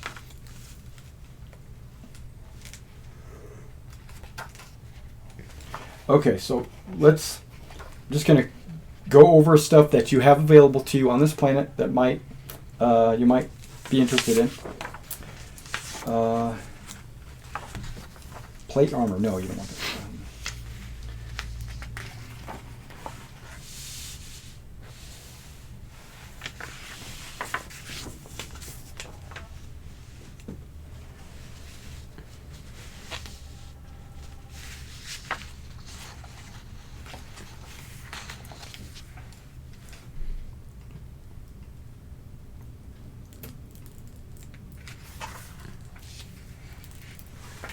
Okay, does everybody have vac suit 0? yes. Vac Correct. suit 2. Okay, do you have vac suit 1? Vac suit 2. Negative. No, just 0. I rolled 5 times Next try to time get we're in vac suit. space, I mean, I could always. For every level, if it requires a vac suit level, for every level you don't have, you get a -2 to your actions. And there is such a thing as a boarding vac suit. It's basically an armored vac suit. And it's 24,000 credits. Needs vac suit 1. So if you have vac suit 0, you only get a -2 to use it. but it gives you 13 protection instead of 8. Well, I can definitely use it. You can use Be it. one of those. Okay. Instead of your normal vac suit. Yeah. Yep. So, but you don't wear this around your ship though. Okay, then I need So a tailored vac suit you can wear around the ship in a normal everyday activity or whatever, but you would throw this on when you're getting ready to go into combat or whatever. Okay. So boarding vac suit, you're gonna pick that up? I only have vac suit 0. No, I mean for him. Oh yeah, sure. Okay. I mean, Are we're you gonna- getting both or just? We're gonna jump in space again. Well, I'll need both because I can't wear it around the ship. No, right. The regular. So 26,000, 24. 24. Yeah. It is Tech 12, Armor 13. I'm gonna buy one myself out of my own. Okay. Boarding vac Said suit. armor 13. 13. So it's actually lower tech than a tailored vac suit. Correct. It only goes up to 14 or 12. I mean. Tailored vac suit's like super thin and soft, but it still gives you 8 protection. Where this is like, So it gives you the same protection as a cloth suit, but but it's vac. So Yeah. Yeah. well, cloth is actually super thick. But yeah, this is like a vac suit. Gotcha. Okay.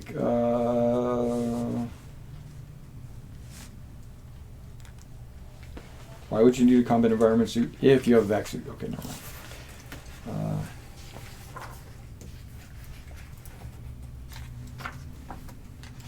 Yeah, you can't get that.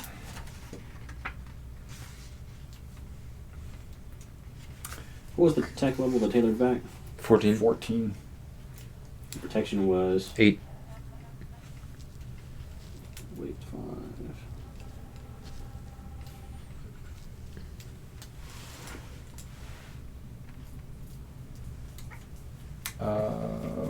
Okay.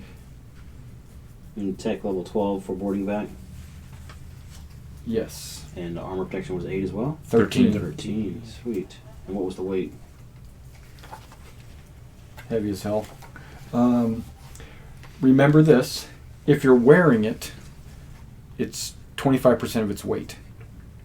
Like a suit. Not like your guns don't do that, but anything you wear, like a vac suit or whatever, it says it's 12 kilograms, but it would only be 4, 6, no, 3 if you're wearing it. Was that because the weight's distributed? Exactly.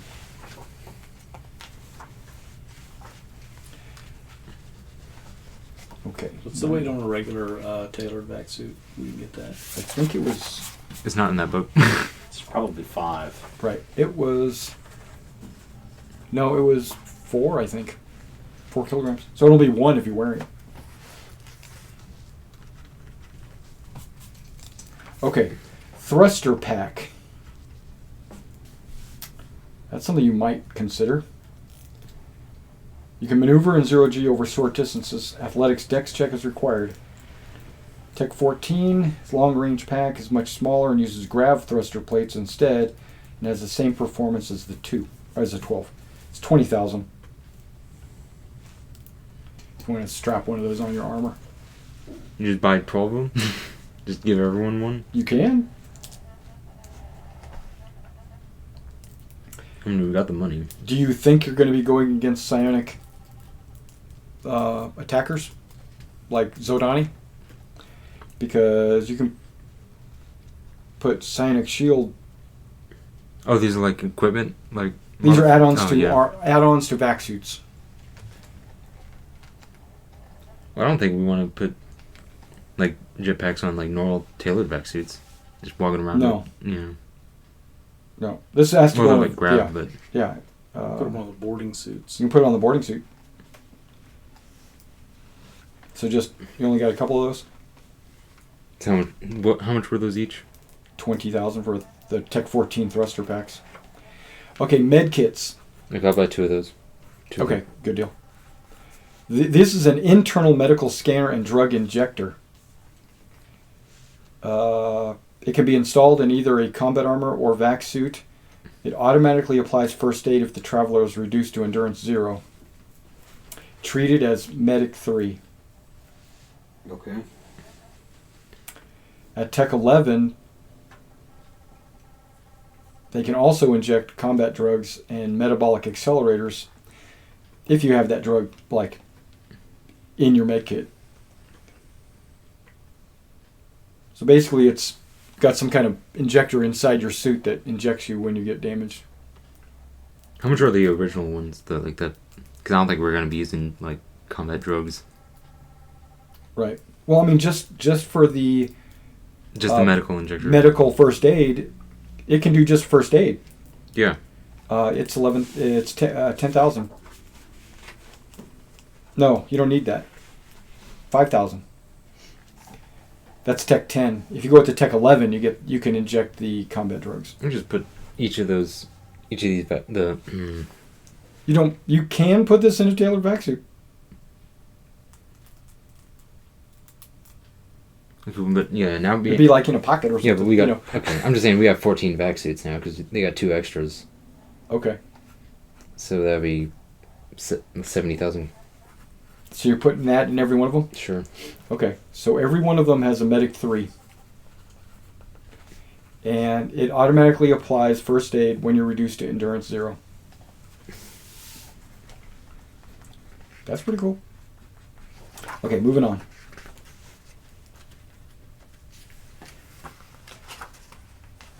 This is all stuff they're not going to sell you or possess. Do you need a parachute? A squirrel suit? Okay, this is something you might want. This is something that I usually recommend to all players. It's called the combo mask or combination mask. It is both a filter mask and a respirator, which allows you to breathe in very thin atmospheres or tainted atmospheres. It's 150 credits. Hells yes. I'll buy it. Yeah. So you might be on planets that have like some kind of chemical in the air that messes with people, It's and everybody's 125? wearing a filter mask. Or if it's super thin atmosphere, 800. it's 150. Okay.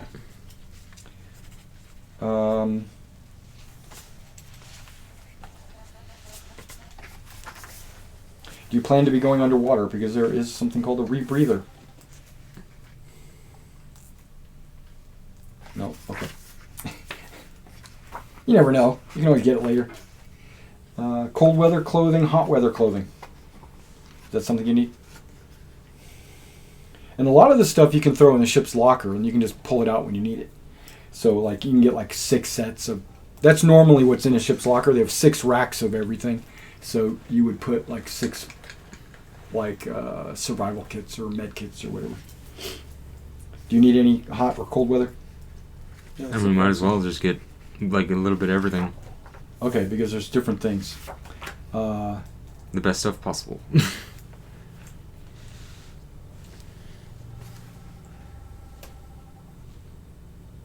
There's a heat suit. 350 credits. There's skis, ice axe. If you don't go with the ice axe, you could go with an ice terrain kit. Or snowshoes, or just cold weather clothing. You think just cold weather clothing? Sure. Because what does that do? Outer garments, natural materials. Because you might be on a snow planet or something. It's quite clumsy at low tech. Okay, at tech 5, it's 500 credits. So I'll just buy 6 of those. Yeah. And you just throw those into the... That's pants, shirt, gloves, boots, like a balaclava. You buy hot clothes too, or whatever those hot suits. Or The heat suit is 350. you buy 6 of those. Okay. It has a battery, 12 hours, but it can be recharged from a ship or a vehicle. Okay, Suit. desert. What? Go ahead, I'm listening. Okay, desert. You got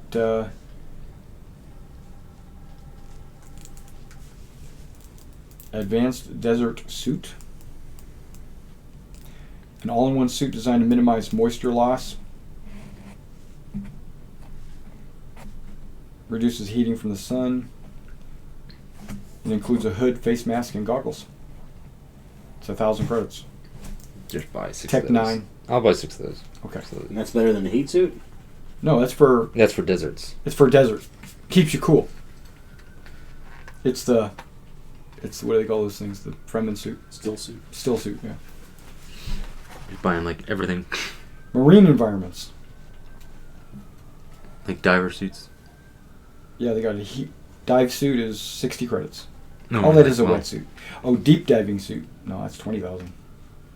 Underwater air tanks, artificial gills, swimming equipment would be fins and mask. No. Maybe when we get to it. Yeah, you can get that when you get it. Mountains and cliffs. Like climbing kits. Yeah. Grapple and cables. Vacuum environments. Personal re-entry kit. Oh, Lord. Yeah, that's so that you can actually re-enter the atmosphere Escape pod without broken, just jump burning out. up. It's like a Halo drop pod. It is. Portable airlocks. Then there's a rescue ball. Bulkhead patches. Yeah. They're 150 credits. Buy like 100 of those. You don't want to buy that many, but a set of variously sized rigid and flexible bulkhead patches, plus adhesive and sealant to allow pressure breaches in your starship to be temporarily repaired. They fail after D4 hours, mainly used to allow the crew to make it to a more permanent repair. Let me buy some of those. Okay, 150. How many of those would we need? Like 20 or something? 20 sounds good. And you can kind of. Like spread them around. I was thinking spread them around. How and much do were like those? little emergency packs on the wall and just grab one and How much were those again? 150.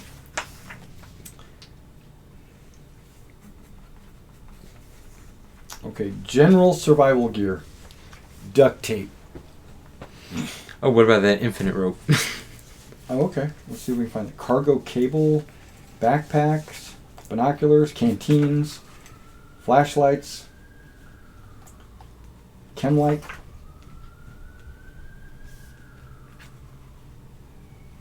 Flare, fire extinguisher, field kit, fusion still. Infinite rope. 1,000 credits. Can't buy it here. It's Tech 16. Ugh.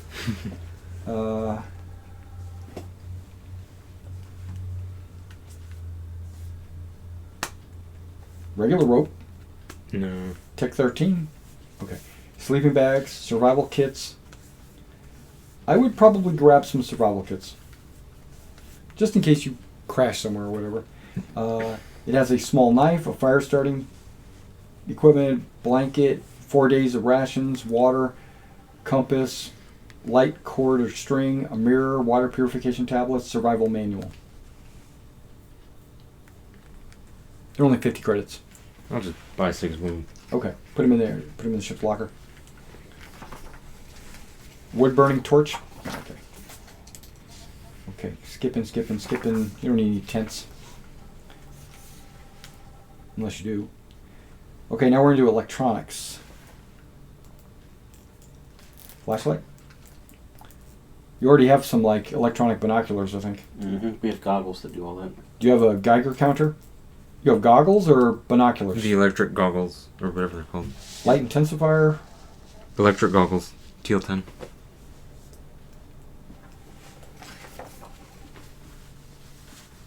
TL10. Allows us to see in like night vision and Okay. a couple other spectrums. It's not in here. But you have infrared goggles, and then there's light intensifier goggles.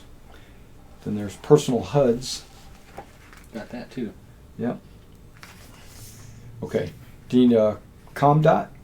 Okay, this is something I sometimes recommend because it's available. It's Tech 10.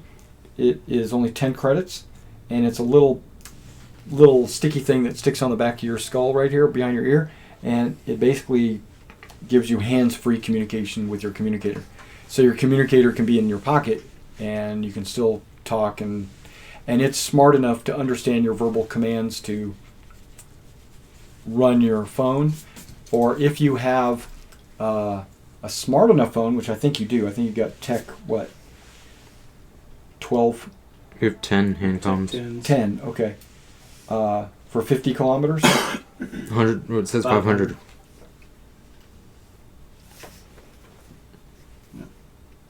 I mean, we can't upgrade. Yeah, you got. Oh, that would be the regional ones. Okay. Yeah, if you go with Tech 14, those are 50 credits, and you can deduct, if you trade your other ones in, basically, you can deduct 500 credits. So it'll be a trade-in. So half of that, it would only be 250. So for 250, you could have Tech 14 radios. How far are those? These are 500 kilometers. Oh, okay. But they're smart. They're computer ones, basically. So they can be running programs for you, and you can communicate with it with the ComDot. ComDot's only So this is 10 credits. 14. Yeah. Yep, Tech 14. Ring laser. Can't get it. That's high tech, sorry. We need some those laser cutter tools Yeah. or something. Does anybody need a computer? Well, your handheld device is a computer Yeah, it's computer one, Yeah. right? You can get computer 5, but then that's going to be like a tablet. How much are they? 5,000 credits. You know, wouldn't be a bad idea to have one of those. Might need to do something that requires high computer skill. I'll buy it for you. Okay. Tablet, 500 credits. Right. You write it down. I bought it. Okay.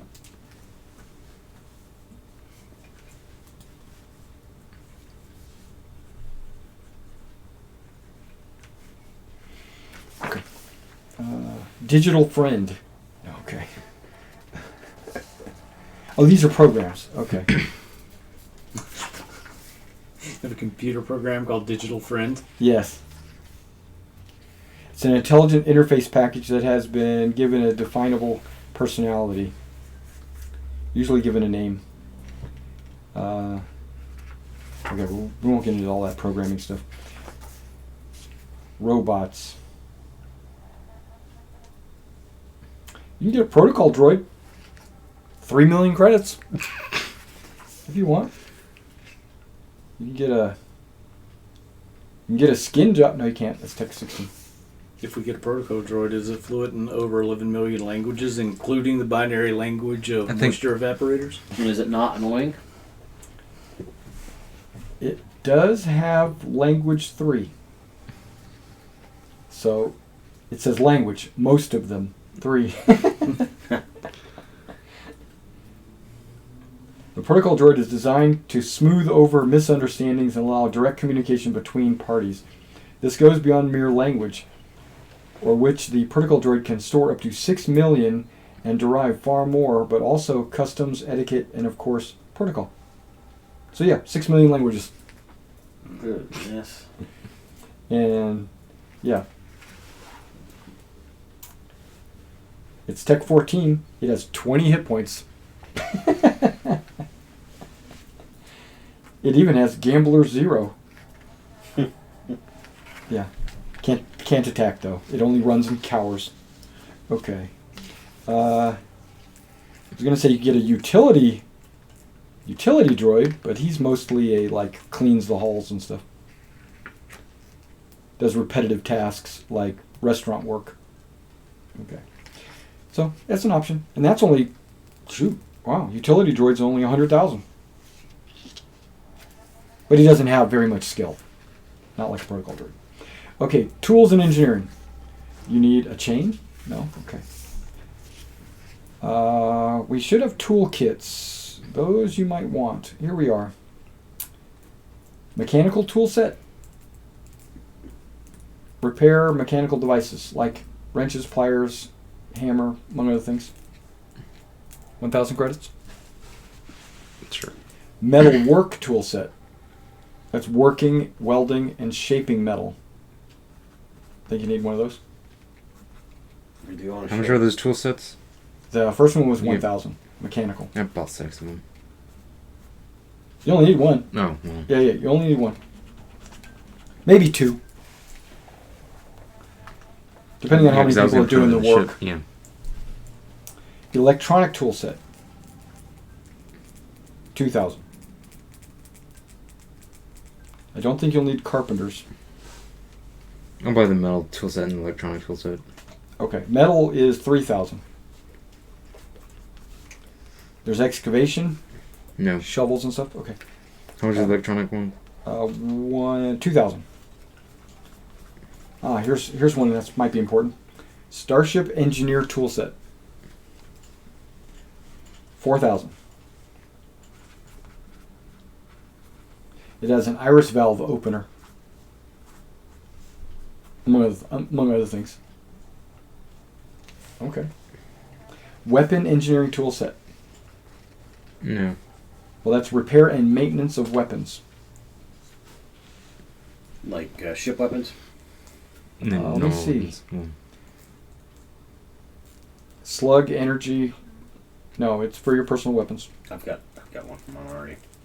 You have a weapon engineering tool set? Mm-hmm. Yeah, it's only 300 credits. Okay. Bandages. Talking to the doctor now. I've got no, we got med kits. 5 bandages. Okay. Tech level 10. You also have cryo berths on your ship. Just FYI, I think there's 6 or 8 or something like So that. that's when someone drops to like almost dead, and we can like stick them in there until. A lot of times you'll put passengers in there too if you want to do that. But yeah, you can. When they're in there, they're not aging or they're not becoming worse. But you already have some of those on the ship. Field medical kit. Nope, that's different. Auto dock. That's basically a mechanical device that acts like a doctor. Field surgical kit, first aid kit you already have. Oh no, you have med kits. There's a Tech 14 med kit. Buy those. Okay, that's 10,000 and that gives you +3. I'm buying 6 of those. Give Whoever needs everyone one. one? Yeah. So TL14 med kits. Yep. How much are those again? 10,000. And then +3 medic. Yep, it gives +3. Drugs. Anti-rad. Do you have that? Nope. Oh, he. I don't have any drugs. Okay, you might consider this because drugs sometimes become requirement, like anti-rad. On your character sheet, I don't know if you noticed, there is a spot for rads. Mm-hmm. Yeah, when you take rads, they don't go away. They only accumulate. And when you get to a certain point, you die. Okay? And sometimes you just start losing your hair, you start bleeding out of the mouth, stuff like that. So, anti-rad actually reduces your rads by 100 for every dose you take. It's 1,000 per dose. You buy like 10 of those. Or more. Well, I don't know how many people are going to get radiated, but yeah. If you get a reactor leak or something, somebody's going to get some rads. Sure, I'll just buy 10 of them. Okay. I'm surprised they have a pill that gets rid of radiation. Okay. There's 10,000 each? 1,000. 1,000? Okay. Yeah. And you can only use it once per day. Taking more causes permanent endurance damage. Okay. Something you might consider, combat drug. It's 1,000 credits. Gives you a +4 initiative. It also gives you a free reaction every round. And it's, yeah.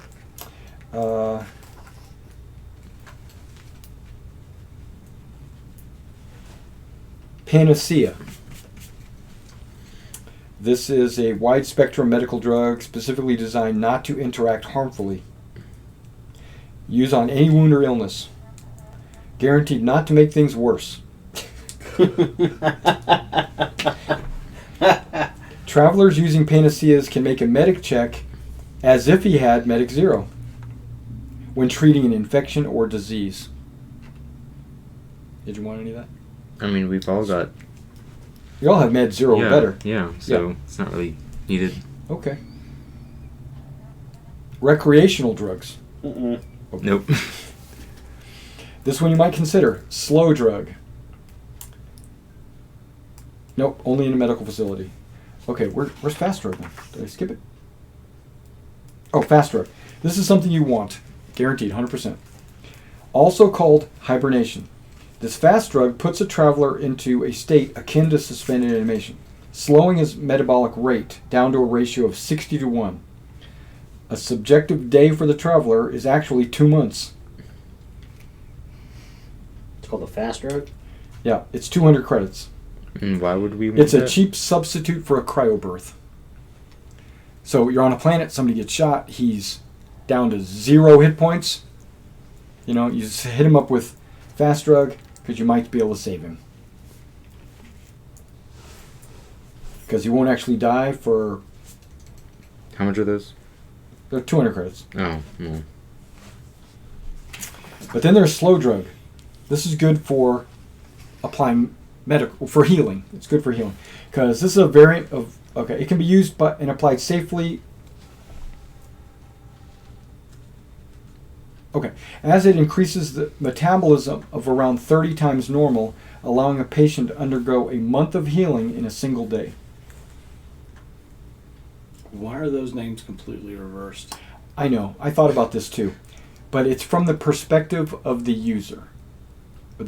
So, slow drug means everybody else is moving so slow. Because I'm going 60 times faster, or 30 times faster, whatever it is. 30 times faster. So everybody else looks like they're barely moving. What's the cost of the slow drug? So it's slow drug. Fast drug is just the other way around. I've been slowed down so much that everybody looks like they're... So it's from the perspective of the user. It took me a while to wrap my head around that. Yeah. Because you would think slow drug would slow you down and fast drug would speed you up. But yeah. Slow drug is 500 credits. I'm now at 10,040 credits. It says using the drug outside of a hospital or sick bay is messy and painful, and it may commit suicide, as the traveler will rapidly cook his internal organs and suffer massive brain damage. So, note. No. You want to make sure you don't use that on the planet somewhere in the wilderness. You have to be under like supervised medical attention. He has to be on a bed somewhere, with the doctor around him and stuff like that. With me around, yes. Yeah, with you. Starlight drops. This is new. I don't know what this is.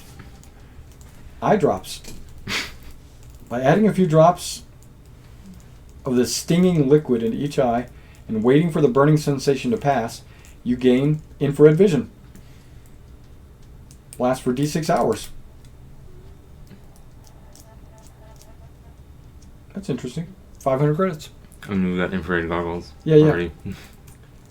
Stims. You might want some stims. This removes fatigue, though at a cost. It removes fatigue at the cost of 1 point of damage. It's 50 credits. Fatigue will happen in combat. Every time you're in melee, not shooting or whatever, but if you're in melee, you can only be in melee a number of times equal to your endurance. As soon as you go past that, you're fatigued. Equal to your endurance. -1. I look at a guy, I get tired. Your endurance. Oh, okay, the number 5, okay. Yeah, so 5 rounds of fighting, and then you're winded. Well, I hope... 5 more rounds, you're exhausted. 5 more rounds, you're unconscious. Well, I'm never going to be in melee combat, so... Yeah, I think I'm good. That's the idea, right? The idea is shoot him before he gets there. Okay. We're skipping augments because they're not doing that here. No. Yeah, I know. I want a +1 dex. Home comforts, like an alien cosplay kit, a clothing consultant, a bed. No, you got all that in the... You actually have a clothing consultant in your room already. Home theater, a computer game called Lords of Space. They just do these Space Lord. Vivarium. Lords of Space. What is that? Career simulator. It says it's this craze on some world. Lords of Space are small, 12-inch animatronic toys that, when activated, are programmed to react to one another in a variety of patterns. They tend to be based on various alien races. Okay, it's weird. Bludgeoning weapons. Do you need any weapons? Do they even sell those here? Other than, well, I'm assuming you're going through the appropriate channels like Lord Rax. Lord Rax there, he's in charge of the military, and so you talk to him, he can arrange something. Military.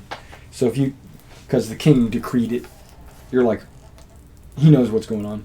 He knows that you're working for the king. So do you need any slug pistols? I mean, maybe. Or... I don't know. What's like the best ones? I'd like a grenade. What do y'all think about that? Do you have explosives? No. You don't need explosives. I know, I'm just saying, like, you don't want to miss You that. just need a good dex, I think? Or athletics dexterity? Never mind. Oh, is throwing your grenades not explosives? No. Explosives is placing grenade explosives to like breach a hull or something like that. Ooh, I might want some, like, grenades then. Yep, they're 30 credits each. Well, I mean, not like normal grenades. That's a frag grenade. Yeah, like, better than that.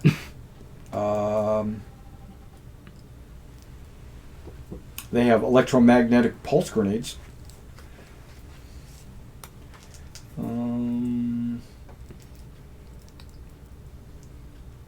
Smoke grenade? How about a stun grenade? I don't have anything as far as my athletics, so I'm just as able to drop it at our feet, and that's not a no-go. Yeah, so frag is only 30 credits each. No, so... You don't know? Okay. Not until And I you're get not to necessarily athletics. wanting to throw grenades, like... If you're trying to recover something, like a ship, you're not going to want to throw grenades in there, because now you're damaging your new material, right? Right. Your new thing. Crossbows? Compound bows? Longbows? No? Okay. How about a flamethrower? Only if it's attached to a Gauss rifle. No.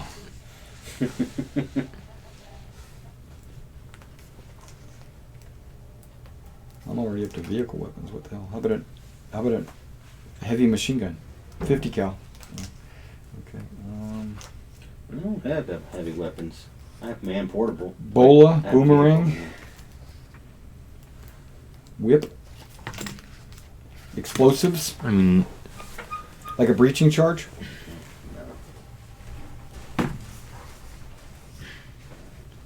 No pocket nukes. Not yet.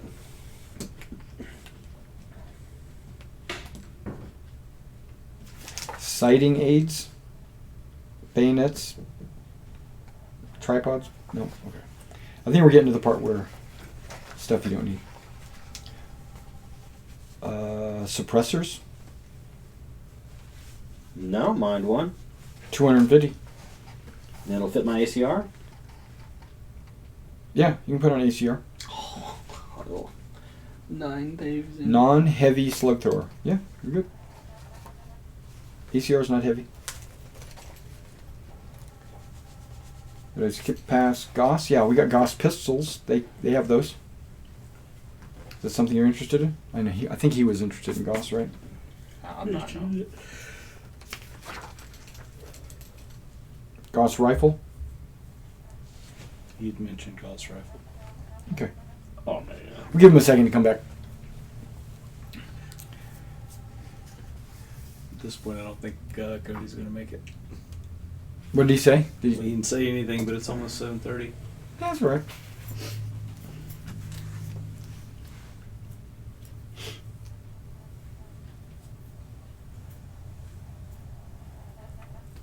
And that will be the last thing.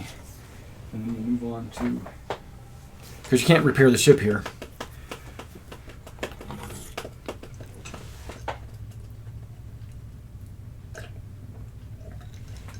On the back of one of those pages I gave you, in the sleeves, it might be, yep. That's the immediate area around Drinax. Some worlds. There is a code listing under each world. There's not a code listing under each world. Okay, wonderful. If I flip this, Which page there? Flip this over. Is that the 6? That's probably why it's not the 4. No, that is the 4.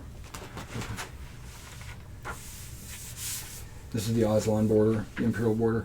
There's a code listing under each world. That first letter is the starport. Then there's 6 numbers after that. They give you like size, atmosphere, water, government, something else, and then law level, and then tech level. Law level and then dash tech level.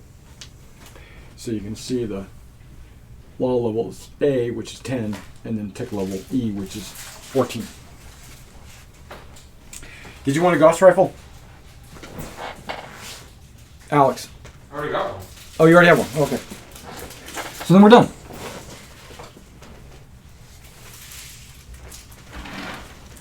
Okay, so while you guys are out and about shopping, planning on getting everything delivered, just got finished talking to Rax, and getting arranged to get any grenades shipped over, or I guess you didn't really get any military items, did you? No grenades, no Gauss rifles, nothing like that? I just don't have athletics, so I'm not going to be throwing one. Okay. So you really didn't talk to Rax. You're just out shopping, getting normal like vac suits and stuff like that. While you're out, all your communicators beep. Beep. I mean, it's an incoming message basically. It's ringing. Hello. Okay, because they're all ringing at the same time, right? So you answer, and you recognize the voice. It's Princess Rao, right? She's this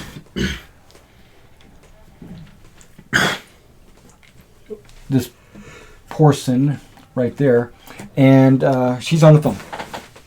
She's on the old communicator. She says, please meet me at this street. And you can see it pops up as like a little map, and it has a little dot. It looks like a intersection in the city, in the main area of the city where most of the population lives in this area. And yeah, I've got something to talk to you about. Please. Right away. Excellent. How long do you think it'll take to get there? An arbitrary amount of time. Which is? 15 minutes. I'll be there in 15. Okay.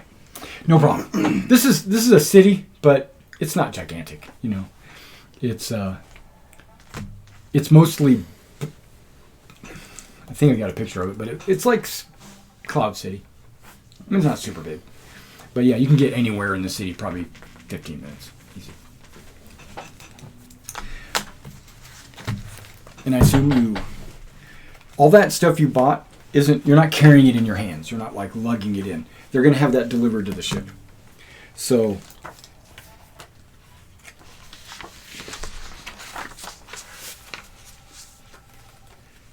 you head on over to the spot on the map. It's an out-of-the-way corner, kind of like an alley. It's dark. You can see a person you suspect to be the princess in there. She's got her cloak up and everything, but she's got this data pad in her hand, and it's lighting her up, and you can see her. But there's not a back entrance. It's like it dead ends to buildings. You're just like in a like a dead end alley.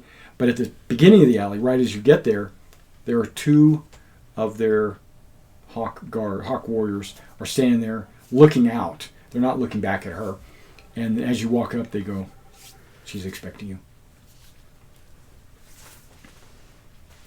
And then you, I assume, walk up to her. Mm-hmm. Okay. I need to tell you something.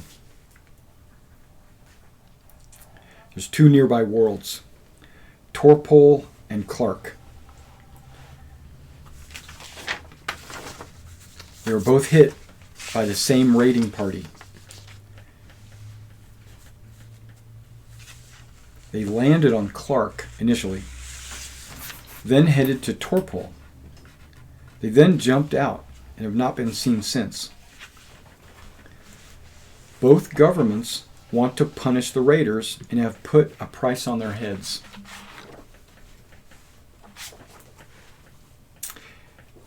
The provost merchant princes on Torpol are moderately friendly towards Drinax. The insular psychopomps of Clark are much less trusting, but have lately made overtures towards King Olib's court. I think that if you capture the pirates and turn them over in the name of King Olib, it would tip the balance towards Drinax. Head to Clark and Torpol.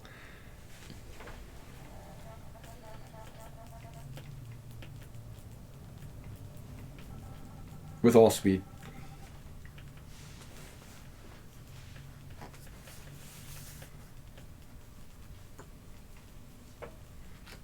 And if you wonder why we're meeting in like a clandestine area, the people aren't supposed to know you're working for the king. It's not public knowledge. And spies are everywhere.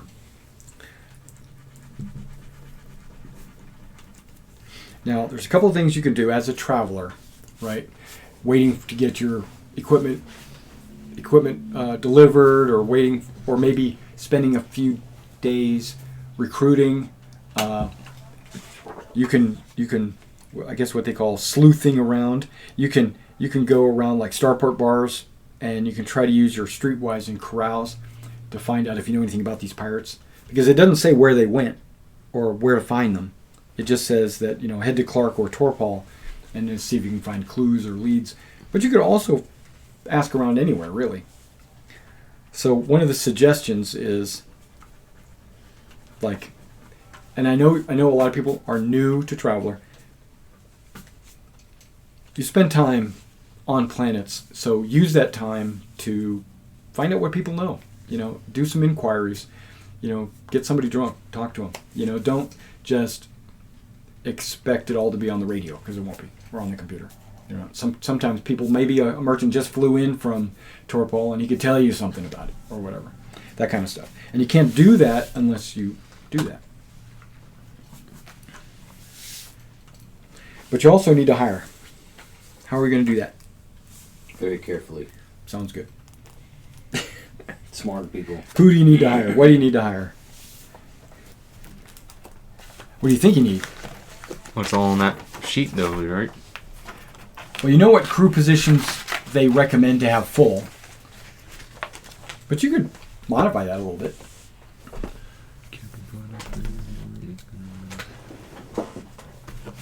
I don't have a pencil.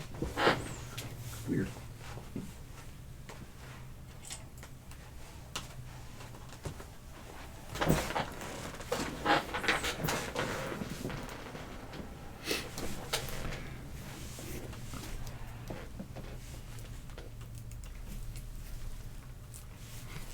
So how would you go about hiring? Or how would you go about, or do you want to go about, like, inquiring at starports? Or there's only one starport, but the bars, or most ship owners don't live on the planets. Usually, like, when you land on a planet, you spend time either on your ship, which is boring because you've been on that ship all the time.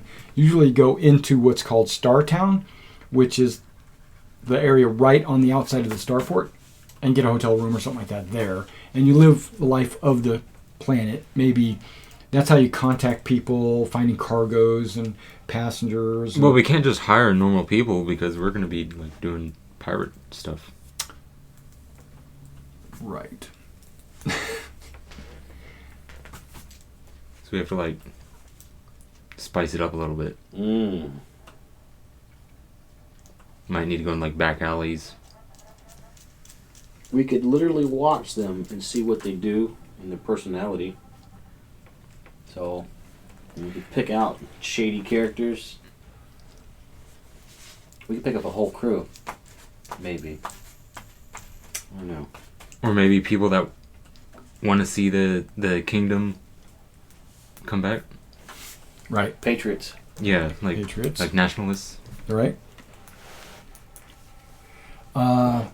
Normally, like this is what you've seen on other worlds and stuff like that. There's usually like a job board at the starport for people looking for crews and people looking to be hired on a crew. So you could consult that. Yeah, we could like put up like and you could put a posting like up. a job posting for like And you Patriots. Patriots or Drinax, or you could be looking for pirates, or people not worried about. You gotta write it up where it's like,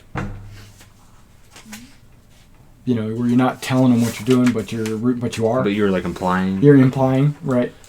Yeah. There are people out there that are good people that will want to help, and then there's also people that don't care. They just want to get a paycheck, Well, I spent 8 years as a pirate, Yeah. so I may have contacts that we could reach out to. Yeah. Not necessarily on this planet. Not necessarily here, Yeah. but we don't have to fully crew from this planet either. If there's some nearby systems, we might be able to arrange to pick them up. Yeah, but this is bugging me over here.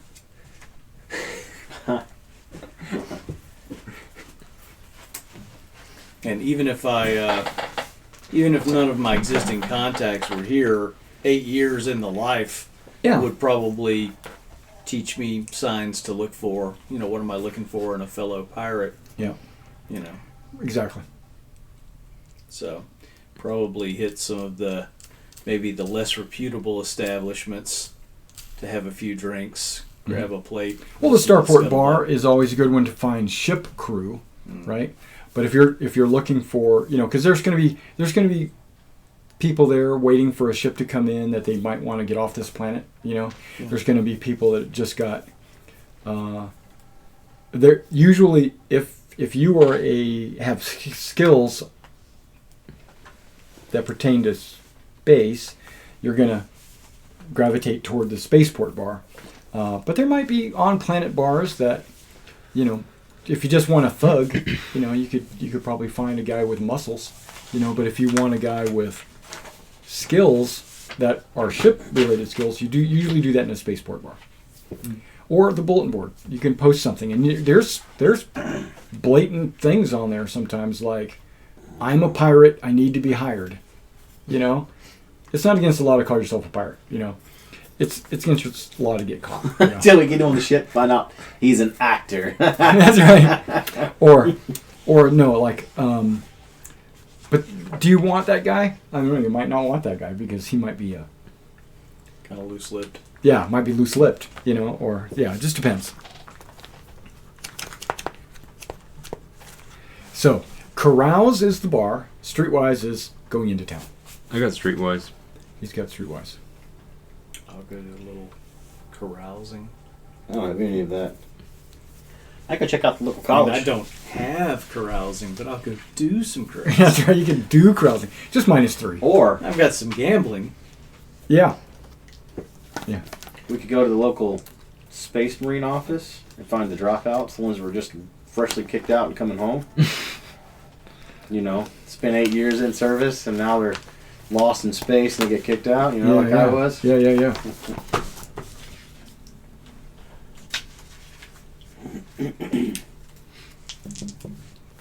Yeah. Jeez, how does that happen? It wasn't my fault. I was just a passenger. Yeah. I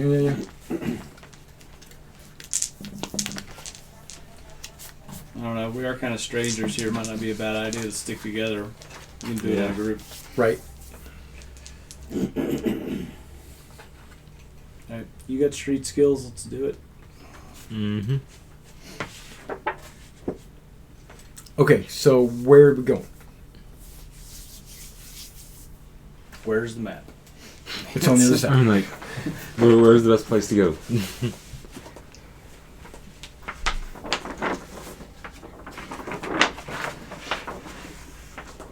Let's leave it as such. There we go.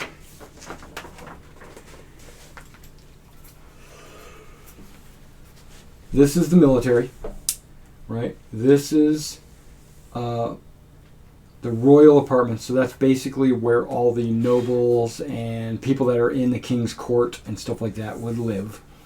Then you've got, I think this is 9. That's the ambassador's wing. So this is like people from off planet would be all in this area.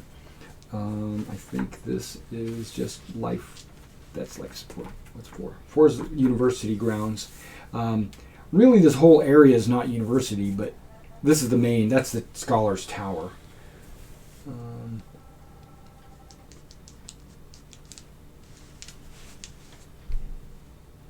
Maybe the bazaar. Yeah. The bazaar might have a bar in it. Yeah. There's going to be the Starport bar would be in this area. Yeah. And 8 is the actual royal palace itself. So this would be like where people would live in this area, but also in this area. So this is all like everybody on this floating palace is pretty much royals. So you'll notice this immediately when you're out there. There's no thugs. There's no ruffians. There's no like. It's all like ambassadors or people in the court, their bodyguards, and there's the only people that might not be. Because the people in the palace are saved. They're the people that they're not on the planet, So any kind of thuggery like that or anything like that, you might only find in the spaceport bar. Or in the shop. I mean, they might be shopping in the bar, but not like meeting and stuff like that. To the bar. Or you can always put a post and have them come to the ship. You could put a post on the job search board or whatever, and people will call you or come to you. And we could always do that and go around. Yeah, you can do all that.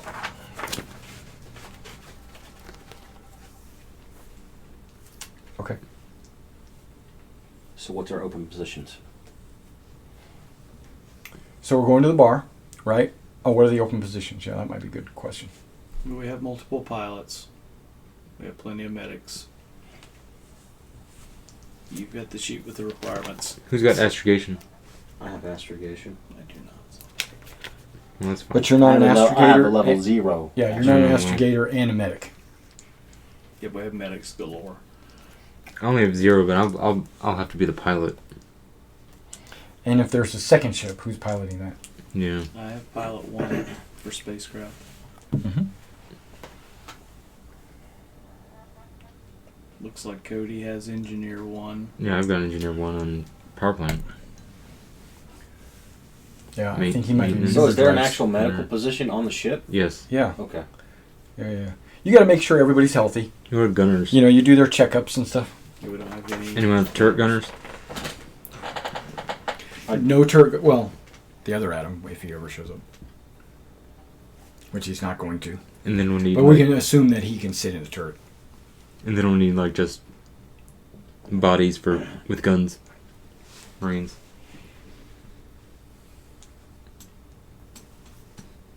So many Marines. Yeah, and maybe 2 turret gunners. But if somebody's like a really good pilot, you could take them, and then you could be the Marine. Most likely you're not going to always send your NPCs to go do your work. You're not going to say, go do that, and then expect them to succeed. You're going to hope they will. Oh, so we basically need everything then. You basically need everything. And it's always good to have more engineers, because engineering might also help you, or mechanics anyway, to help you do repair in the middle of combat, because you have like damage control. Yes, just looking for space crew with skills. Yeah. Just pretty much just take whatever you can get, right? Well, here, yeah. Right. Okay, so you're in a spaceport. You're looking. You got your bulletin board out. It's you look for a few days. Give me a carouse roll. Who wants to do the carouse roll? I don't have that. I don't have that. None of us do. Okay, so who wants to roll it? It's What am I social rolling? standing. Oh, wow. Social Oh, standing. no, I have Got negative it. two Zero. social. It's Social carouse, social standing. Well, my social Looking for it. standing's -1. So. Well, I have a 0. So Okay. 8 -2, so it's 6. -3 if you don't Minus have 3. carouse. Oh, so 5. Okay. All right. So you guys hang out at the bar for a while. I'm pretty sure Adam has like Crowds 2 or something, but Yeah. he's not here. Yeah. He's busy doing some maintenance on the ship. But you have a you do put some words out. You talk to people. You're at the spaceport bar and you see somebody stands out big time. You see this guy. He walks in the bar and he goes up to the bar to get a drink. It's an Aslan. Yeah, he's about 7 feet tall, and he walks up to the bar, and he's got a couple of. He has no guards or anything like that, right? He's wearing like regal clothing. He looks like he's up and up, wealthy, like he's got some kind of social standing, and he walks up, sits on the stool at the bar, starts drinking, just pounding them down. You did the carouse roll. Oh. What do you think about that guy? He looks hairy. Yeah, he's hairy, fuzzy. He's big. Big, strong, tough. Yeah, and this is not Aslan space. Just ask him what he's doing here. Yeah. Like, hey, bud. what are you doing so far away what are you from? doing? Well, okay. You gonna go up and talk to him? Let's give it a whirl. Offer to buy him a drink. Tell me you've never met an Aslan. Yeah, that'll work. Okay. So you approach him. I'm gonna approach him. Okay. So you walk up to him. He hears you and sees you coming before you get there. He kind of glances over his shoulder. He sees you're not like a threat. You're not like coming at him with a knife or whatever. You're and then he goes back to drinking. He just assumes you're coming up to get a drink. Well, I ordered 2. Don't normally drink, but I ordered 2. 2. Whatever he's drinking. He's drinking milk. That's leche. Okay. Badass leche. Is he seriously drinking milk? He is. Okay. It's some kind of white liquid. All right. I ordered 2. Okay. And I look over at him. He's not slurping that. He's not. Right. He's actually drinking. I introduce himself with my name. And well, go ahead and do that. Hello, how you doing? My name's Isa. I've never met an Aslan before. Just wanted to come over and say hello. Hello. And see what you're, see what you're doing around these parts. And by the way, if you don't mind, I've got you a second drink on me. Are you expecting something in return? I'm not. Just conversation. That I can provide. And he goes back to drinking.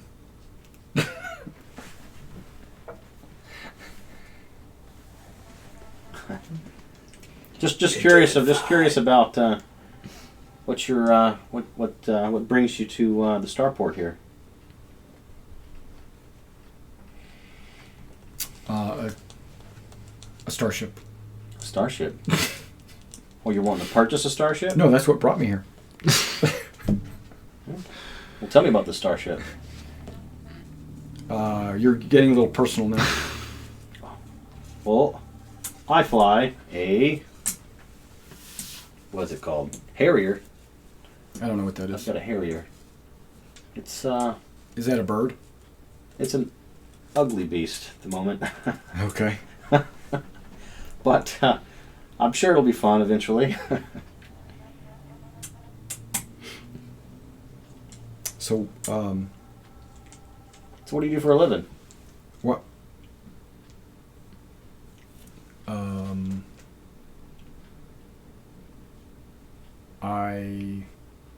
I live.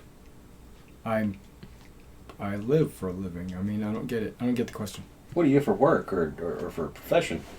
Oh, currently I'm a bodyguard. That's pretty cool. That's pretty cool. I spent most of my life in the Space Marines. I thought about joining the Star Guard here on Drinax. Really? They didn't want me. Well, why didn't they want you? Probably because of my fur. What's that got to do with my it? upbringing, my race, my clan. Well, my ship, if you're interested, could use a security chief. I mean, it seems like you've got the right background. I'm not currently looking for a job. Thank you, though.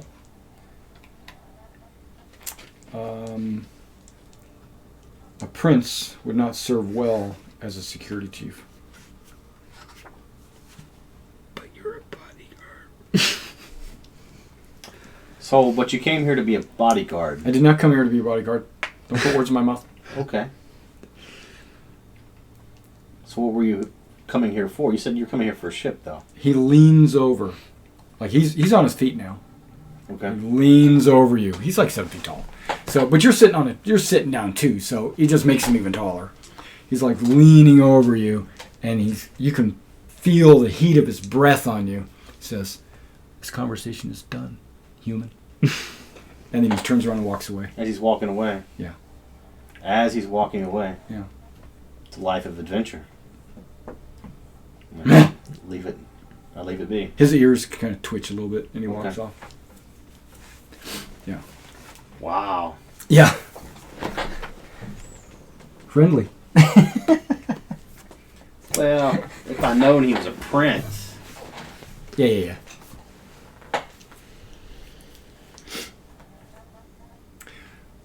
Welcome to a 5 carouse roll. Okay. Yeah. Probably nothing I could have done on that one. But that would have been really neat to have him along. So make a streetwise roll. Okay. Not you. Someone that's got skill. Yeah. 11. Yeah, that's pretty good. Oh, any stats? What's that? Any like characteristics or? Streetwise, I think is also charisma. I mean, not charisma. That's Okay, that's burgers. That would make it a 10 though. You want this extra drink? It's milk. I mean, it's warm. It was only 1 credit each. Does a body good.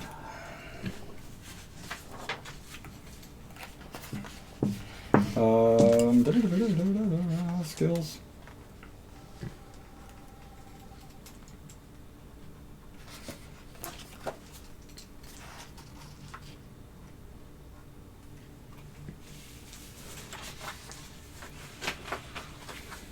Intelligence. Okay, so that's a 12 then. Okay. All right. So you see this guy. Actually, you don't see a guy. You guys are all back at your ship. End of the whole. Trying to find somebody. You didn't really see anybody that was available or free. You might have talked to a couple of people that were like in passing, but nobody really responded. But then while you're at your ship, you get your ship responds with a bing, like you're getting a incoming message from the local starport. Like, this is normal. When you land on a starport, your ship attaches digitally to the local network or whatever.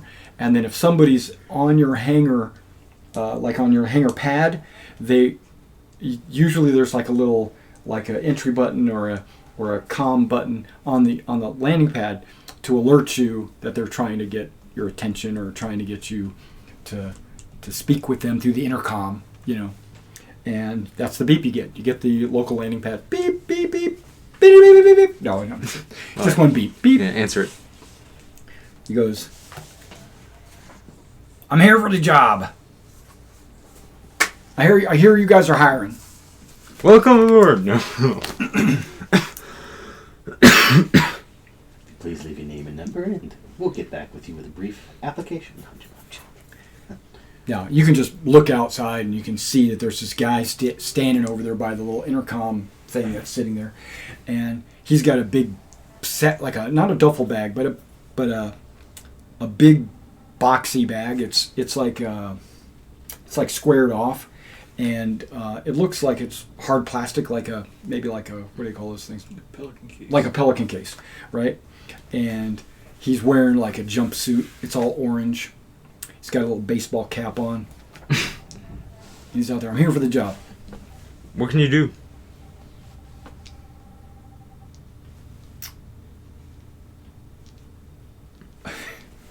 Okay, sorry.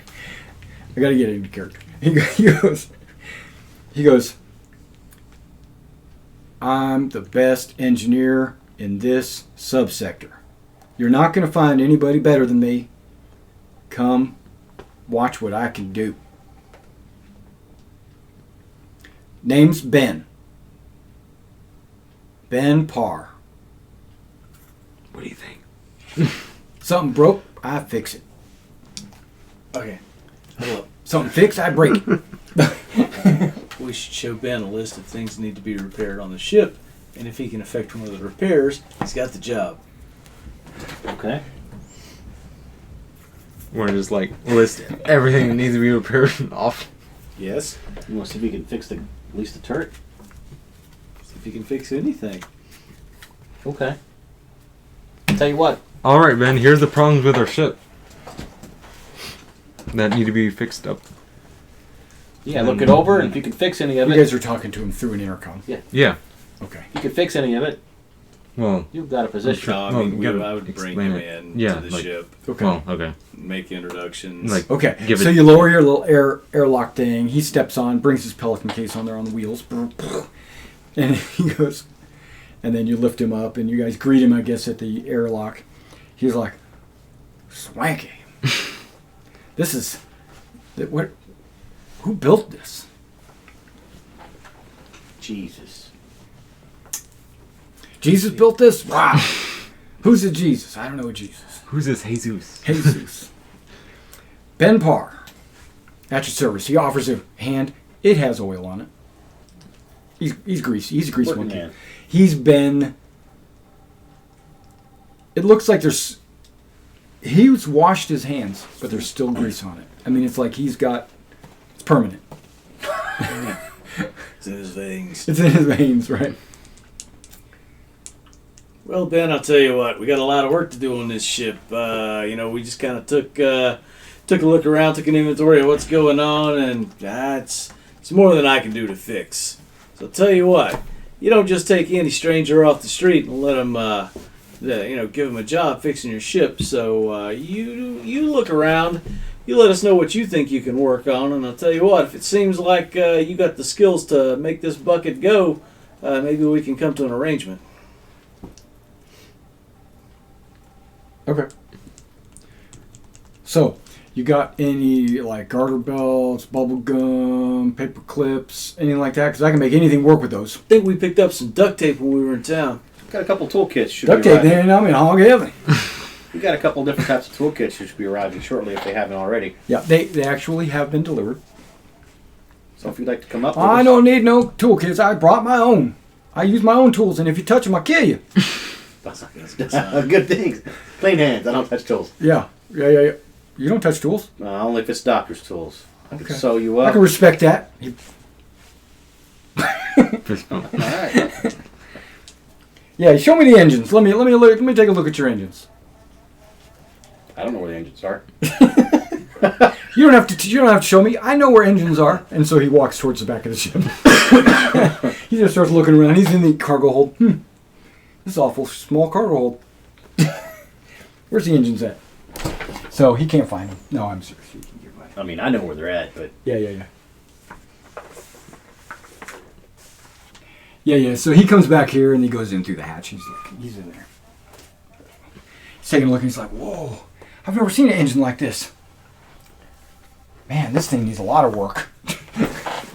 Look at this screw right here, it's already loose. And he pulls a pair of, what do you call it? Not an adjustable wrench, but a socket wrench. And tightening. He's already working on the engines. He's like, this thing's not even calibrated properly. And he comes over there and he starts messing with stuff. He's not even paying attention to you guys. I like him. Seems very dedicated. Okay. I guess we'll know soon. When he opened up his toolkit, there was no clothes. Just tools. Right? And they're just thrown in there. Right? But that's all he brought with him was his jumpsuit, his baseball cap, and his tools. Sounds like a mechanic. Gotta have this man on I mean, he the looks... ready when he's done. Looks like an X-wing pilot with a ball cap. Yeah. And he's like, leave me be. I'm going to work on this.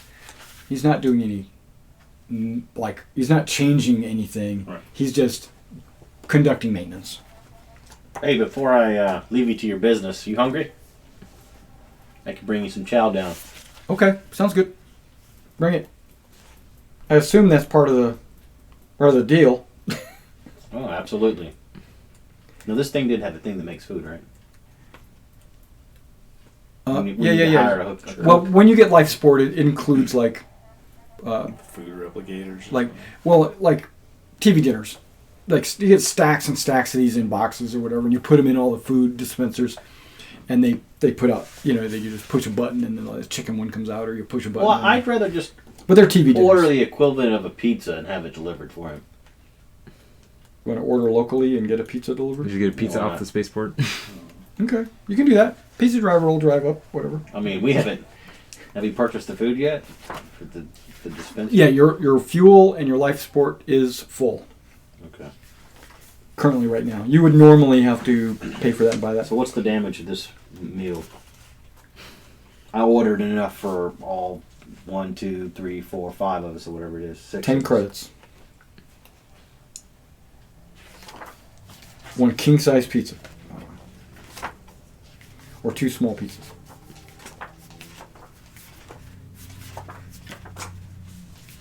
Trying to get to... Oh, yeah. It's in the back.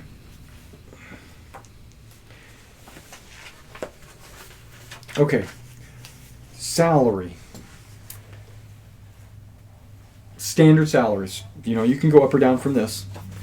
But a pilot normally would charge $6,000 per month. An astrogator would be $5,000. An engineer is $4,000.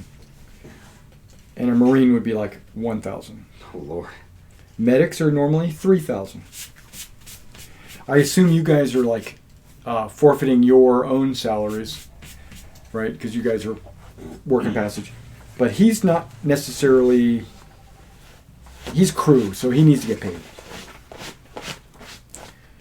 4,000 credits per month. Unless you want to... He's willing to work for standard, and he understands there might be some dangers. Because I understand you guys might get into some scrapes, but I'll be here to fix it for you. Well, I mean, And what's wrong with your hull? It If looks like it's all 4,000 glittery. $4,000 a month is standard pay for an engineer. This isn't exactly standard ship duty, Mm-hmm. so we should probably pay a little better than You standard. mean like 4,050? 4,001. Bad joke. Yep, there might be something called morale. Yeah. Yeah. Right. Hazardous duty pay. Hazardous duty. You give him a 50%. And he brought his own kicker. tools. Well, I'll tell you about the glitter. We inherited the ship in bad shape, however. I'll tell you about the glitter. There's a lot of work Later needs to on. be done. Just I make it can like tell. 5,000. Like give them that'll be like 25% increase. We should be doing lucrative things. I mean, this, in the grand scheme, if we're doing it right, this should all be chicken feed. Yeah. Or he's renegotiating with you. Standard pay, 4,000. And a share. However you split up your booty. Well, a share's 1%. There's 100 people on the ship? Okay. No. It's that the shares are equal. Okay. Traditionally, a share is right. a Captains percent. get 2 shares, right? Or more. Me, I'm a lieutenant colonel, so I get 5 shares. But Okay. Well, a percentage of the booty, what do you think? Not 1%. That doesn't seem reasonable. Or higher monthly. That sounds good. That'll be monthly. Well, we haven't yet told you that we're pirates. So what is this? What is this share you speak of? It kind of was implied in the message that you put out that you were going to be doing adventuring. So, in my eyes, adventuring means making money. And so, making money means I want a piece of it. It's cargo runs, man. Okay, I'll take a piece of that. It is cargo runs. I don't know how much cargo we'd be selling with this little puny cargo hold you got here. Typically high value cargo. Okay, We're just using diamonds. Just using other people's cargo. Okay, so you're not pirates. Wink, wink. You get your share. However, we do need some other hands. Mm-hmm. Definitely Well, need some help. I know this medic. He was on my last ship. He's good with his hands. Yeah, but I'm kind of known. He's good in a scrape too. I Yeah. mean, you put a gun in his hand and he knows where to shoot because he's a medic.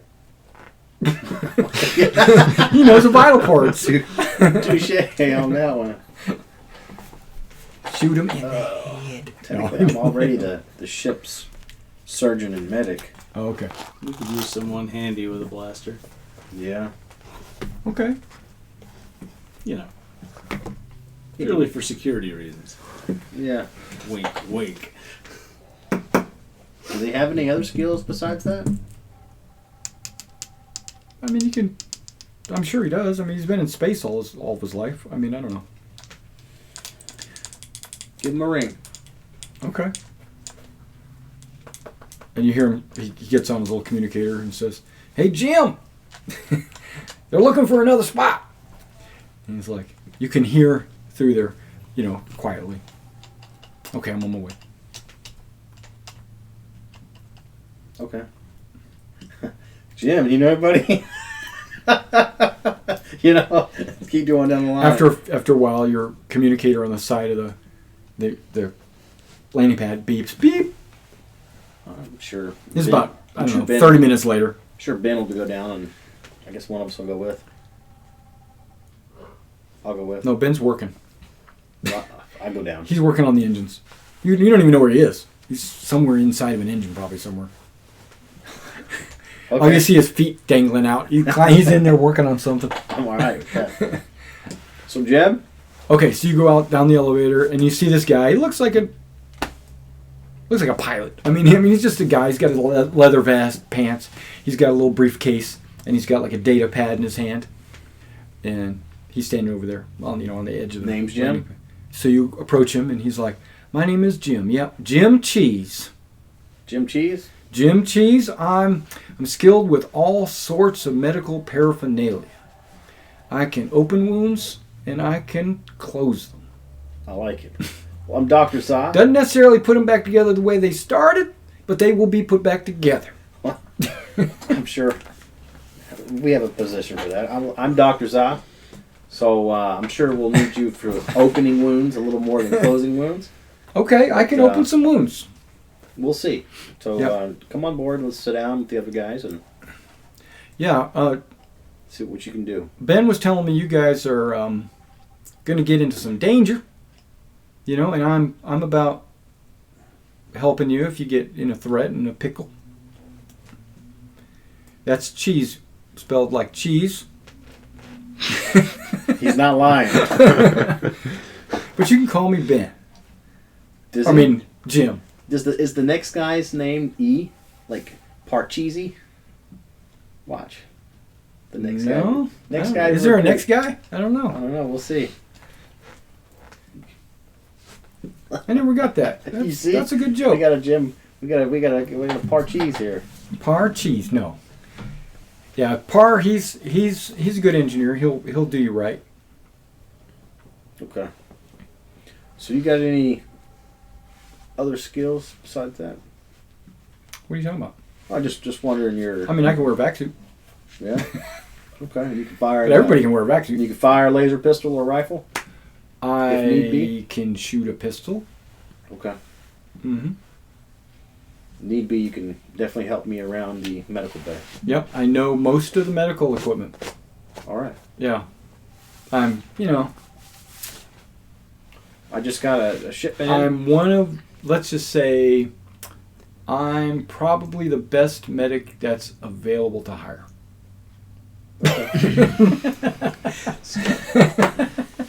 So there's the new commercials. God, who is it? It's like an insurance company or something. But It's Geico, I think. this is the Geico one. This guy's getting a tattoo. He goes, this tattoo's gonna look okay. He's like, just okay, because I'm one of the tattoo artists in this town. Yeah. I mean, one of the best, right? Okay. There's a doctor one. Yeah. I know he's Oh, like, yeah. Yeah, we're sitting in bed and the nurse says, your doctor's okay. And he's like, just okay. And then he walks in and he's hollering down the hall, I just got reinstated. Yeah. Well, not officially. Yeah. I'm kind of nervous. Lord. And he's like, I'm kind of nervous, so am I. But we'll figure it out. Yeah, that's my good one. But okay, yeah, that's the kind of doctor he is. He's not a doctor. He'd be more like a nurse.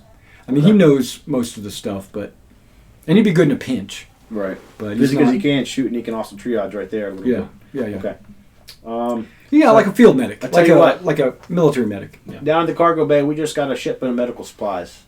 If you don't mind, if you can go and pick those up and take them up to medical bay. Is there a medical bay? Is there? Wow, no. No. There are is. staterooms, and there are. Wait, where are the cryo? There is what I was that's thinking, in 'Cause that's 7. kind of the medical bay. That's 7. And this is just a hallway. That's just a airlock between the cargo bay and the rest of the ship. I guess we could make 7 the medical area. Yeah, it'll be the improvised medical bay. This is missile storage in here, and yeah, they have but there's no bed or anything in there. We do need a bed, don't Well, there's cryo tubes, but they're up at a 45-degree angle, so you would lay in them like this. But I mean, you can kind of see them right there. It's very little room. There might be room for a bed. I mean, you can put somebody in cryo sleep. Yeah, there's not really a lot of room. There's 8 cryopods. Yeah, but it's adjacent to. Wait, no, the jump drive is next to that. Never mind. Yeah. You should have power plants, jump drives, and maneuver engines. Yeah. But you can equip a med bay, but you don't really have a med bay. What about cargo scoop 6? No, No. never mind. No, the cargo, you would scoop up the cargo here, and then you would carry it into there. Which is kind of weird, but you have staterooms. Yeah, we Okay. can just designate a stateroom. These are But doubles. that would take us down a man. If we designated a suite room for a room for that. Well, no, the medic can sleep there. Right? So the medic can be in there, and then the second bed could be designated as the sick bay bed, No. hypothetically. We have 12 beds and it's set up for an 11-man crew. What's the low berth? That's those cryo sleep. Okay. Yeah, that's those guys down there. But yeah, the doctor can sleep in, or you're the doctor, but you're going to take an officer suite, I assume, I will. right? So he could be in one of these 19s, and the second bed could be Look, we have a common area. You need a common area. Yeah. Just for people to eat and relax and watch TV or whatever. I thought there was another common area. There is one. It's up in 15, but that's really not. Very big. Yeah, it's not set up that way. It's just lounging around standing around, making coffee, whatever. Okay. Do you want to take 2 of the cryo chambers out, though? You can always do that. Leave 6. There's 8.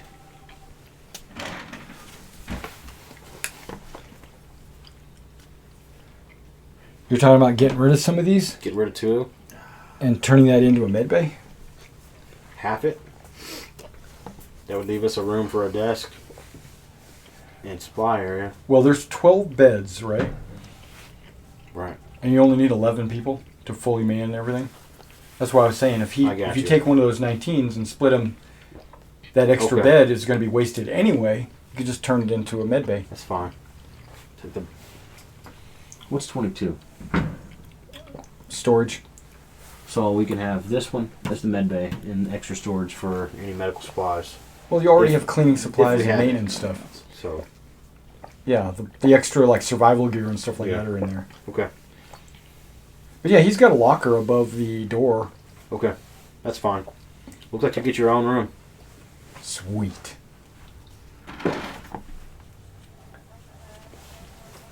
So, not really. If anybody gets injured, they'll be in there with him.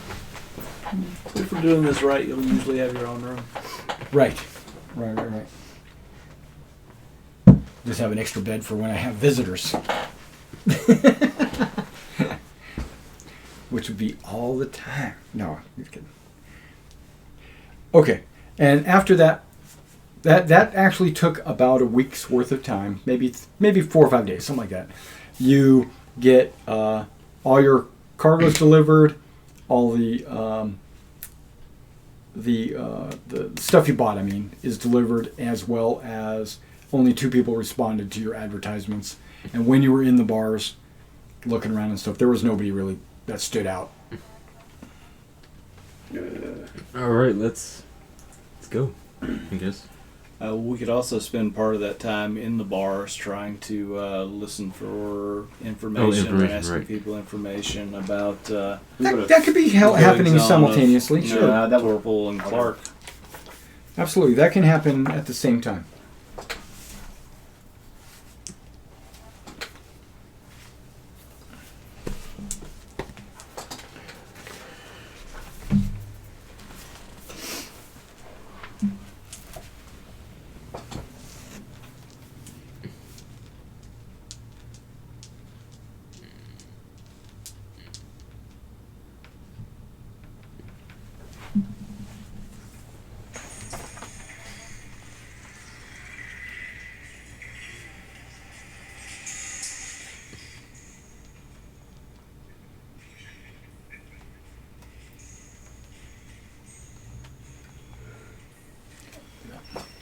Okay.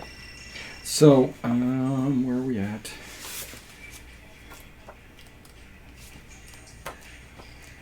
The rumor mill.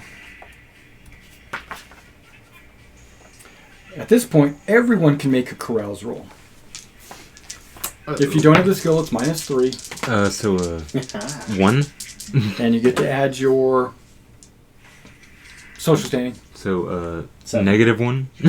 7. Your total's -1. Yep. Okay. You got a 7. 7. 5. Okay. So now everyone can make a streetwise roll. Oh, that's a 10. Now you get to add your intelligence on this one. It's a 11. 7. 6. What'd you get? No. 11. 4. Sorry. Okay. So you hear something.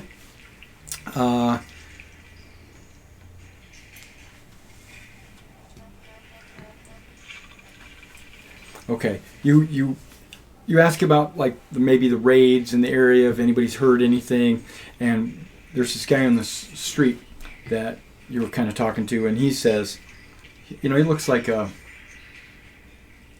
maybe a merchant crew member of the other ship that's in port. That's probably who he is, And he says, virtually all pirates in this region of space are either based at or regularly visit the pirate world of Thieves.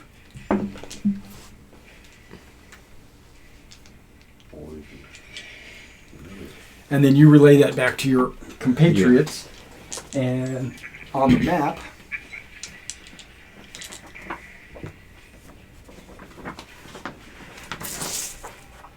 remember your Drinax. Thieves is right there. THEEV. Right. How long is it going to take to get there?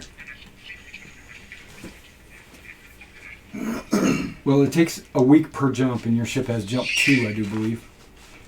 So, Yeah, I jumped 2. Yeah, so if you went straight there, it would take like 1, 2. There's no way to get past here. So we have to be. You went, what, 1, 2? Yeah. Well, this is 1, 2. That's one jump. Uh-huh. And then 1, 2. That's the next jump. So you couldn't go there? You can go there, but you can't get past here. Oh. So we have to go like all the way around. You'd have to go all the way around this way, or you'd have to go. You couldn't get there directly. Well, no, that's not true. Oh, yeah, it's still 3 as well over there. So you would have to come from. If you have jump 2, you can still do 1. Right? Correct. You can just do up to 2, so you could do there. Yeah, then you'd have to come maybe back this way. Nah, No, this would go there, Yeah. down here. Yeah, it'll take a while. it would take a while to get So there. we can do some skills training. That's awesome. Yeah. It's true. Yeah. Well, you're supposed to looking forward to designate that. what skill you're working on right now, and then at the end of the 8 weeks, you would roll. So, put like a little tick or a little check by the skill that you're currently working on. Yeah. But Clark and Torpole is where the princess would like you to go to first. Right. Is like right there. Drinax, so either one of those would be a single jump 2 away. Right. Would probably be best to visit those worlds to get a description of the Like who the raiders. pirates are and stuff. Yeah, the Right, raiders. because what's the point of going to Thieves if we don't know who we're looking for? Exactly. Yeah. And just because they either visit or go there, that doesn't mean that that's their base. It means maybe they just visit there. But maybe once we have a description of who we're looking for, Mm-hmm. we could go there and get a lead on, well, yeah, they're here often, or yeah, they were just through here, or yeah, I know those guys, or, you know. Right. Now this is a 200-ton ship, right? Yep. How much fuel does it say it has?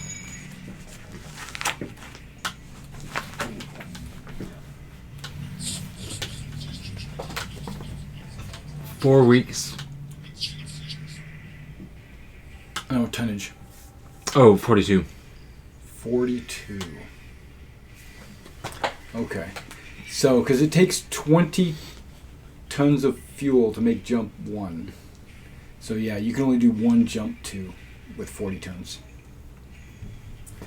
Yeah. So, I was thinking if you had enough fuel, you could jump into deep space and then you could make another jump. But you don't have enough fuel. There is ways to around that. You can get external fuel tanks that you strap onto the hull of the ship. You refuel, keep the fuel inside the ship, drop the tanks off back to your 200 tons, you make the jump 2, and then you use your internal fuel to make the second jump 2. Yeah, so it can be done that way.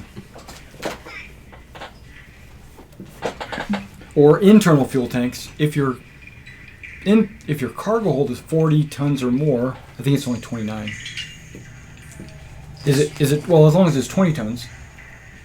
And also this place that the princess 29. wanted us to go to. So you could put an internal fuel tank. It would fill 20 tons of your cargo. And this place the princess wanted us to go to, the starport there, what class is it? Well, And do they have yeah. mechanical? I forgot you were talking about how to read the numbers. the first letter is the starport class, Okay. right? So a B B class. B and B. Usually A and B normally have repair facilities. Okay, great. And so what Normally. is the Saturn looking? That means there's a gas giant there. You can refuel, Refuel. through the gas giant. All right. If it's blue on the planet, means it has oceans that you can refuel out of without having to, pay for money. it's great. Is that something our ship can do, or do you have to have special equipment to It does have the facilitate that? ability to do that. Okay. Yeah, it has fuel scoops and fuel processors. So any fuel you get will be refined because it'll process it. Particle barbette. Okay. Yeah, you have a good particle barbette, just no missile launcher. I really It's want to get damaged. those things up. And it says you have 12 missiles. Yes. Yeah, so you got 12 missiles that can't be used That'd be a good until you get it fixed. throw out in space and run away as your missiles fly at something. Hand carry them over there, jam them into the hull. No. So you said the last letter on that planet code is the tech level? Correct. Okay, so we have a tech level B, which is 11. No, it's B is 12. 11. Wait, really? I thought. A is 10.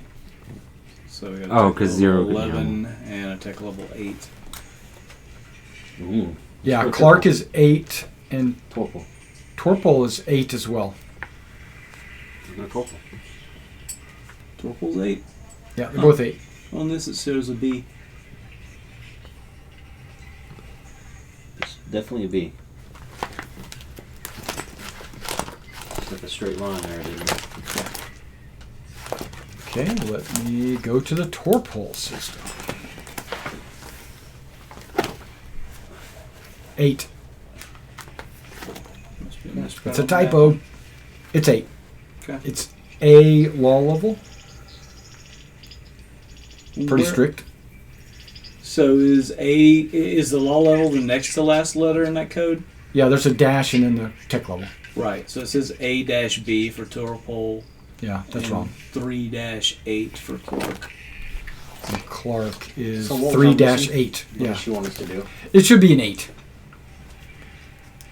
Everywhere that I look says 8. So she wants both of those planets to be swayed to Well, to among the calls others. of Drinax. Among others. She's just saying that preferably. those are the ones that got rated. So it's like a lead, it's our first NPC quest. Right. Torpal's moderately friendly, so they'd be easier to sway. Clark is less so, but has recently made overtures towards friendliness. So she wants us to head there immediately to try to make some progress based on the raids. And let's talk friendliness. Yeah, I kind of want to see how friendly Torpal and Clark are Drinax to is each other. considered a haven, which means they're fully supportive. And then Torpal is unfriendly, and Clark is neutral. What is so unfriendly as in towards So outsiders? this is, No, to you. Towards Drinax. Oh, so well. that is directly different than what she told us. Well- She said Torpal was moderately friendly, Yeah. and Clark was less so, but has Yeah. recently made overtures. Yeah, you know. Well, we don't have to be from Drinax, and we need to change the name of this ship. There is no iconography or any kind of logos or anything on the ship. No numbers, nothing. It's people can't identify you by like your Right. serial number or anything like that. We need to change our name though. You do have what's called a black box.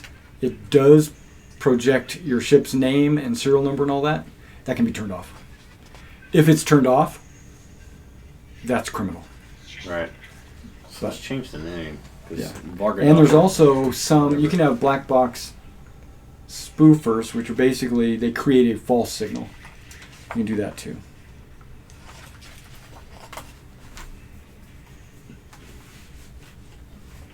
If the whole point is to curry favor with them, then there's no reason for them to not know that we're from Drinax.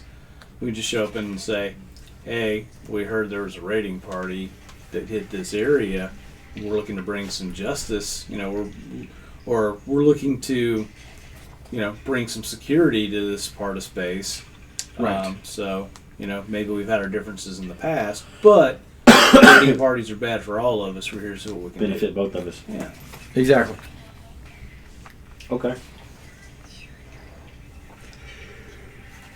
Ooh, that'd be great. Have a little coalition from all three little planets to work on the ship together. Maybe. Just, curry favor. Yeah.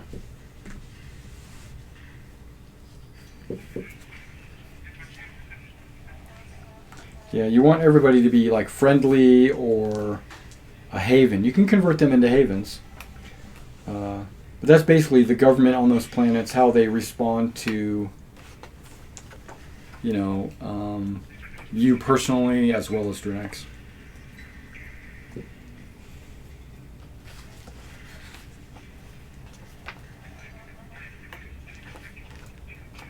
Okay. And since you don't have a second turret, you don't need a gunner for that turret. And you got Adam is in one of the turrets, And then I guess Cody would be in the engine room helping the engineers, right? He'd be helping with And then par. you're piloting and navigating, and yeah. So you don't need a whole lot of people right now just to fly there and ask questions, because you're not really planning on raiding, right? Not yet. Yeah, because you don't want to raid them. You want to hit the Imperial, anybody that's allied with the Imperials or carrying or transporting Imperial stuff, or the Oslons. You want to hit them. So you want to you want to like build favor with all the locals. Right. Okay, so what's the plan? Travel to Clark? Or travel to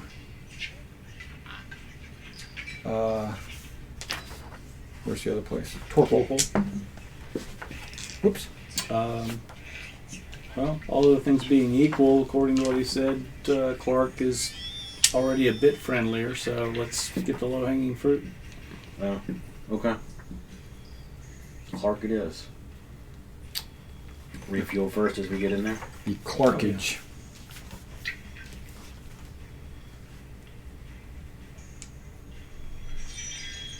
That's actually smart. So, because the next one's only one jump. So we can always run into trouble, we can always jump right back and then refuel in friendlier space. Okay, just so you know, you're getting this on like message systems, message boards, and stuff like that. That there is a bounty out for the ships that this raiding party that hit Clark and Torpol. Clark is offering 500,000 credits, and Torpol is offering 2 million credits for the pirates, dead or alive. That's chunk of cheddar. Yeah, it's chunk of cheddar. Speaking of that, I'm pretty hungry. Why? Want to take a short break? Can't do anything about it. Okay. You say so. Okay, so ships have expenses. Okay, just so you know, you don't. This doesn't happen. I'm going to keep track of it, so you guys don't have to worry about it. But there's fuel costs. You can alleviate that by refueling on your own. There's life support costs. Nothing you can do to avoid that. You have to pay life support costs. And then there's berthing fees. That's to land at a spaceport, usually, right? And when you come to a new planet, they pretty much require you, almost all of them require you to touch down on the spaceport. But that depends if they can detect you at Tech 8, you know. And then Tech 8 is kind of like Earth today, so you might be able to avoid it. And that's really your only, and then there's repairs. But that's because nothing's been fixed. So, 2,000 per stateroom and per person in a stateroom, and 100 per person in a low berth per trip. So you jump. There's how many people on the ship? Times 2,000, and that's how much that'll cost. So you got to make some kind of money on the way. You can do that by picking up cargo, buying it here, selling it there, or you can just carry freight from here to there. Freight normally will give you like 1,000 per ton. So if you could fill the cargo hold with freight, it's 29,000 So we should credits. do that before we go. Right. So that's usually your broker or your steward looking for passengers. I don't think you're in the market for passengers really. Not on the ship we're going to use. I am working on broker for level 1. I'm level 0 at the moment. Okay, but if you're broker 0, you're not getting a minus. Right. So you can look for cargo. It's better to take freight unless your broker's like a 3 or 4 or something. Okay. It's not worth doing it unless it's really high. Right, because freight is like a guaranteed 1,000 per trip, where speculative trade, you have to buy low, sell high, and your broker modifies that role, right? So you want to pick up some freight? Yeah. Because there's always people trying to ship stuff from here to there and back and forth. And since you don't have it full of like booty or anything, you might as well just carry some cargo, right? Yeah. Okay. So I'm going to assume you have 29 tons. You don't have to roll the dice. You have 29 tons of freight. There it is, 29. 29.7 actually. So your credits is going to be 29,700 profit or bonus. And then how many people on the ship? There's 6, 7, 8 people on the ship. Sounds right. Yep. So that's only 16,000, right? Because none of your berths are going to be used. There's low berths, and you're probably going to refuel them at the water. Is there water or gas giant there? Water and gas giant, right? Yep. So you can always refuel that Clarksville way, water. and not have to worry about any of that. Okay.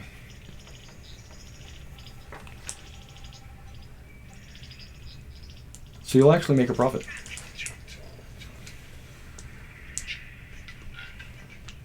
Okay. Most likely. Okay, so you're going to take off. You're going to need a piloting roll of 6. I assume there's nothing else to do on the planet, right? Okay. You spent a week there, basically. Oh, I got a 5. You didn't roll snake eyes, did you? Nope. Because your thrusters just were gave out. Is there any like stat bonus? Dex. Okay, so it's still a 5. You got. I got a 1 and a 2. Oh no. Okay. So you're struggling to take off. You got at least a +1, don't you? I got a +2. Oh Lord. He needs a 6. Let me double check it. Make sure I'm not messing this up.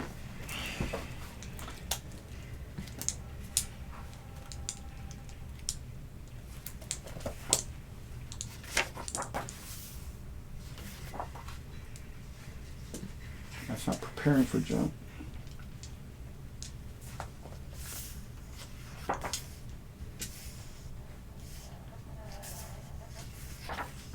You have enough power.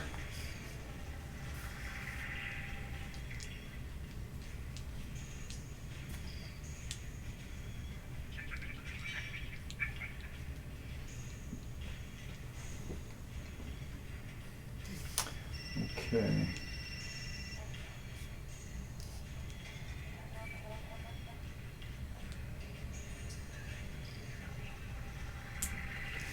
Actually, this is saying that only landing requires a roll.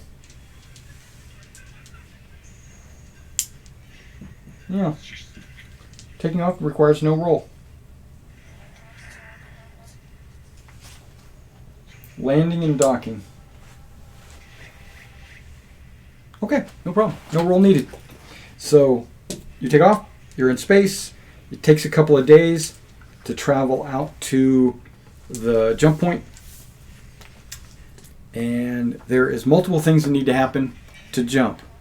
One of the things is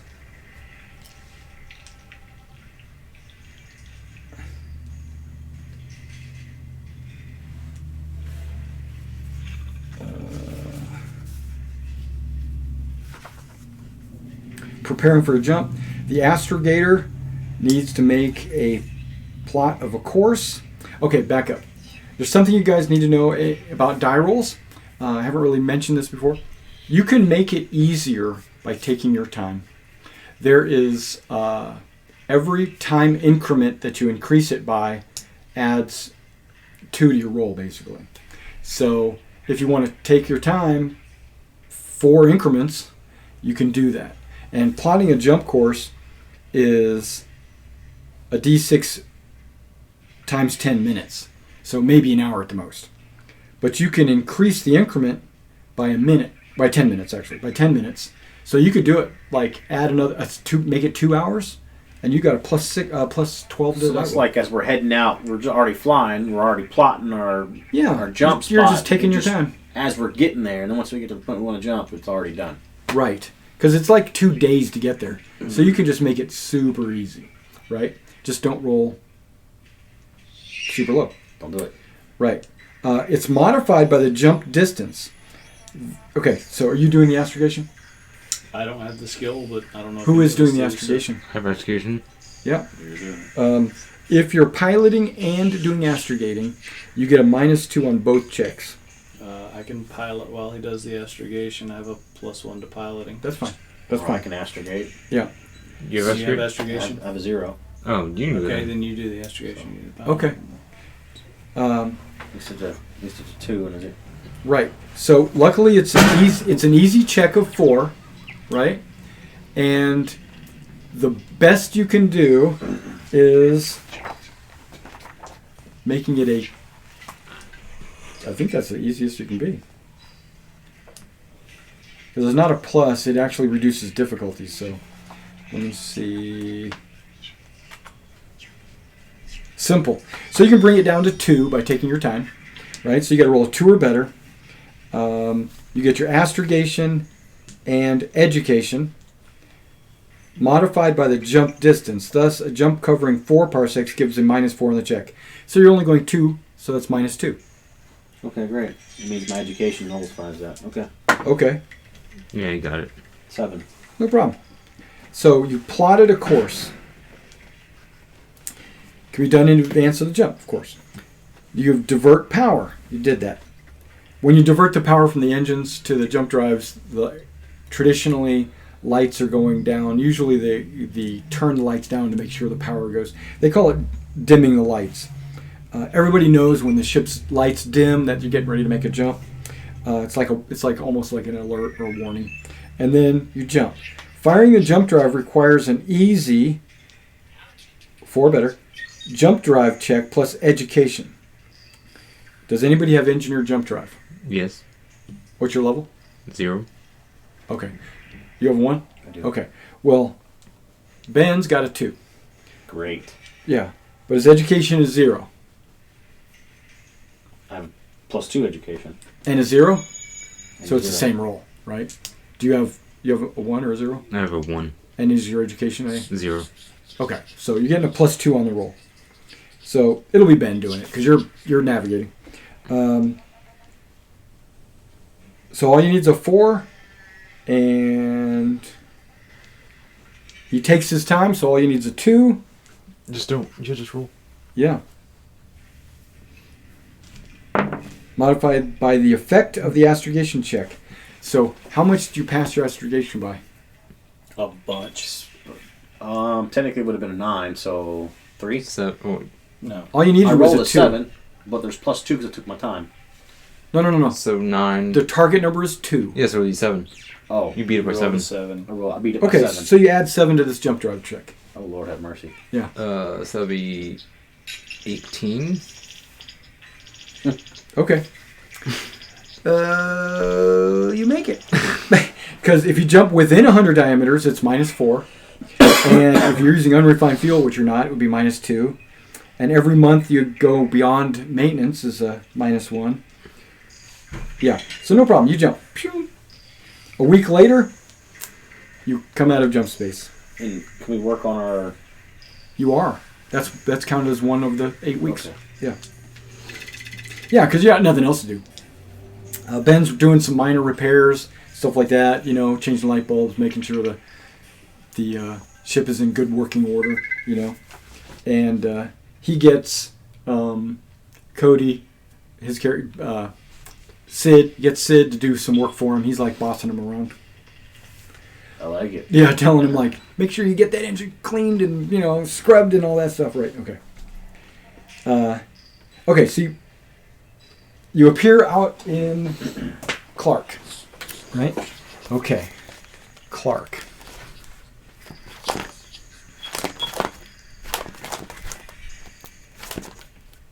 That's palindrome. That's football.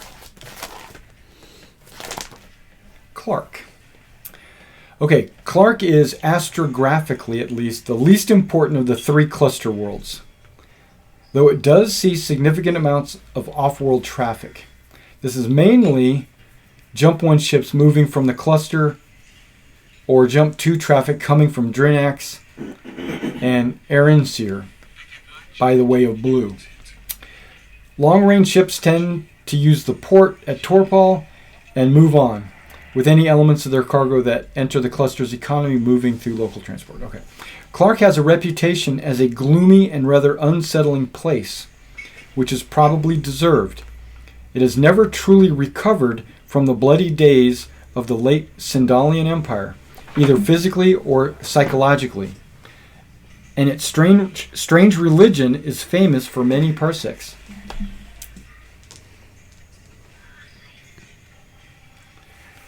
Okay, the Clark system is centered on a yellow star main sequence, which has a distant red companion. The companion system does not normally appear on star charts, and it's not inhabited. It is known to have several mapped comets, but not much else.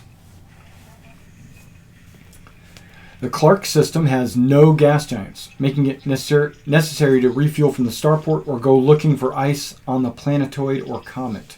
Few vessels can afford the time for such undertakings, since the savings of fuel would be vastly less than the cost of running life support while searching, let alone the time lost from commercial activity. However, since many of the system's comets and planetoids are charted, it is possible that those who want to stay off the space lanes might have their own wilderness refueling spots. There are 2 planetoid belts, neither of which is especially rich, and a total of 7 terrestrial rocky planets. None of these, other than Clark, are inhabited. One still, the old colonies were shot up in passing during the wars. Those settlements, not eradicated, were abandoned and succumbed to system failures, creating mass tombs for the remaining inhabitants. The only permanent settlement on Clark, outside the main world, is a small town that grew up around a religious mission on one of the former colonies.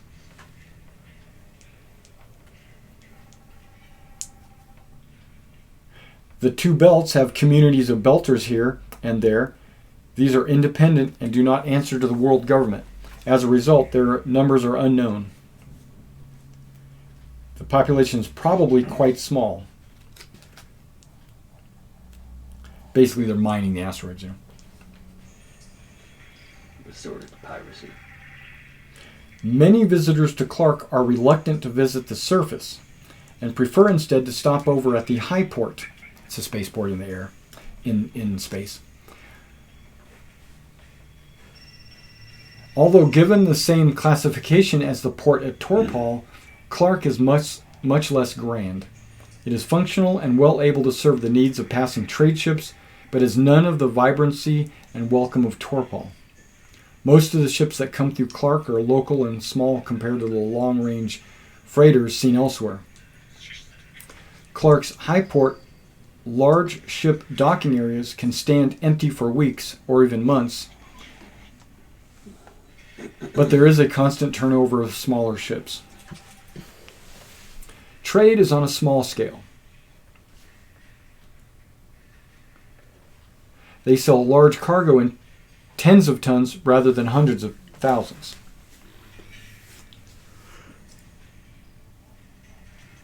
Some Aslan clans maintain a Jump 3 trade passage service to the imperial worlds of Trojan Reach.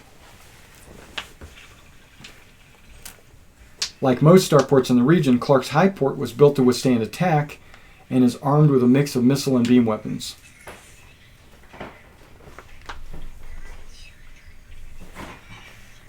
Clark's high port can maintain starships and build small spacecraft, but in practice does little of either.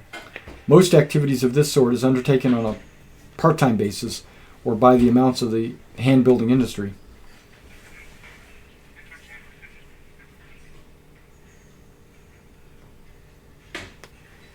And because the crews are small, this quality comes at a slight premium.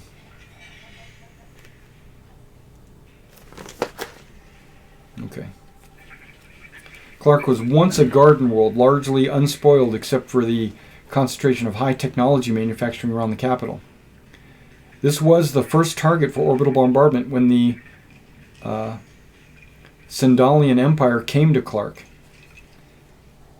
It was also the last and was worked over a few times in between. As a result, the capital region is still a radioactive wasteland, its terrain pocketed with craters. The rest of Clark had little industry, but that did not save it from the bombing. Okay. Despite the destruction raining down on them... Hold on, what's going on?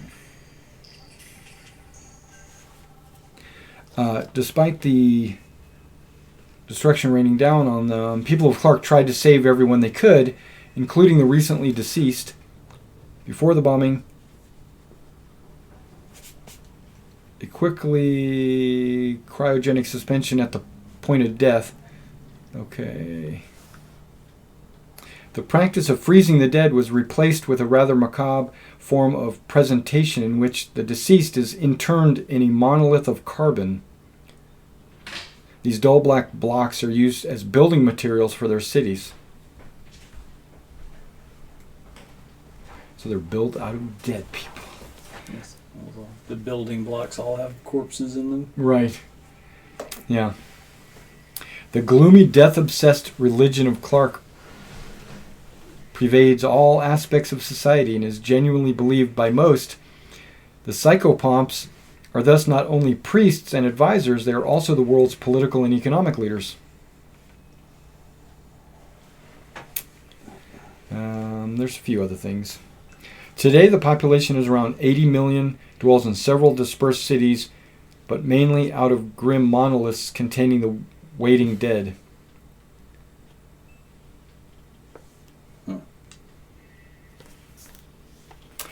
The dense atmosphere is still tainted by the bombardment, and some parts of the ecosphere never recovered. There's large barren areas and contaminated material from the bombing sites. So if you go to the planet, you'll probably need your filter mask. And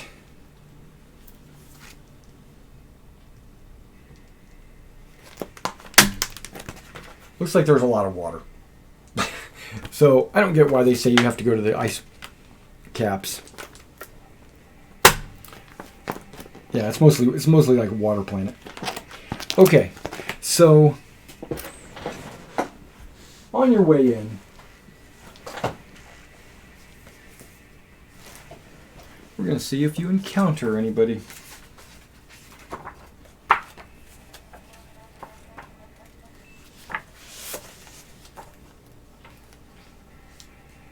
Yep, this is it.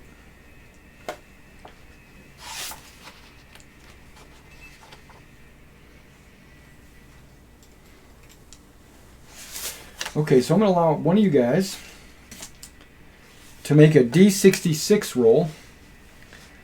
That's a percentile using D66s. 54. Get a 54.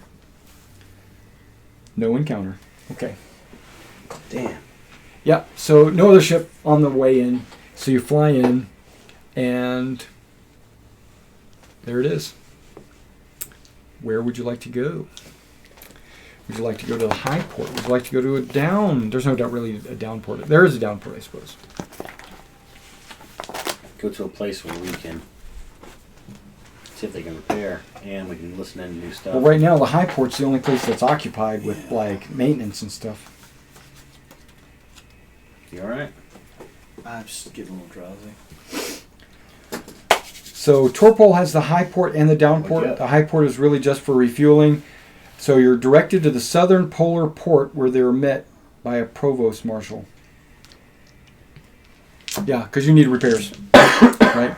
And also to maybe unload cargo and stuff. Mm-hmm. Okay, so you go to the southern polar port.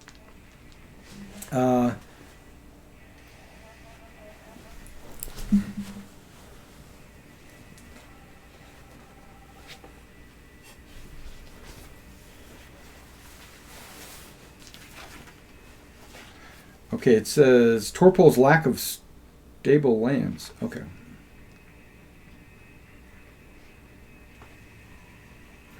Okay. The high port is really just when the trawler is directed to the southern port where you're met.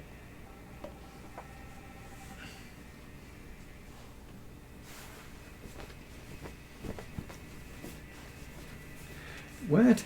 It says it's a safe place to refuel and a wild party planet. All right. Can pick up them college students. With holograms of tropical beaches and sun-kissed seascapes, which block the view of the polar blizzards outside. Nice. Okay, you need a 6 or better roll on piloting to land, not to take off. Oh, right. Yeah. Yeah, I got it. Okay, so you land no problem. There's a guy. You meet Haddo Farks. Yeah, he's wearing this little fez, right? It's not a big round red one or whatever. It's this little bitty golden one. It's only 3 or 4 inches tall. It's a fez. He's a shaved head. He's wearing, looks like, religious robes. And he goes, "Come try it." No, I don't. Ha-ha! I need to find my sweatshirt. Yeah. So he approaches. You know, you're actually inside.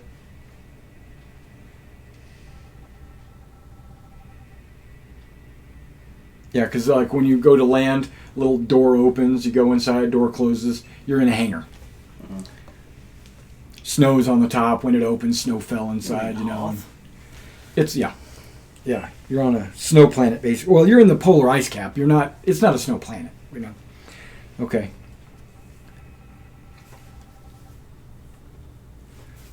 How can I help you, gentlemen? You guys talk. What do we do here for again? To drop off cargo. Yeah. You got to drop off your freight. And we need repairs too. And make some repairs, if you'd like. And also to ask Scout about out information about the pirate attacks. the pirate's deck.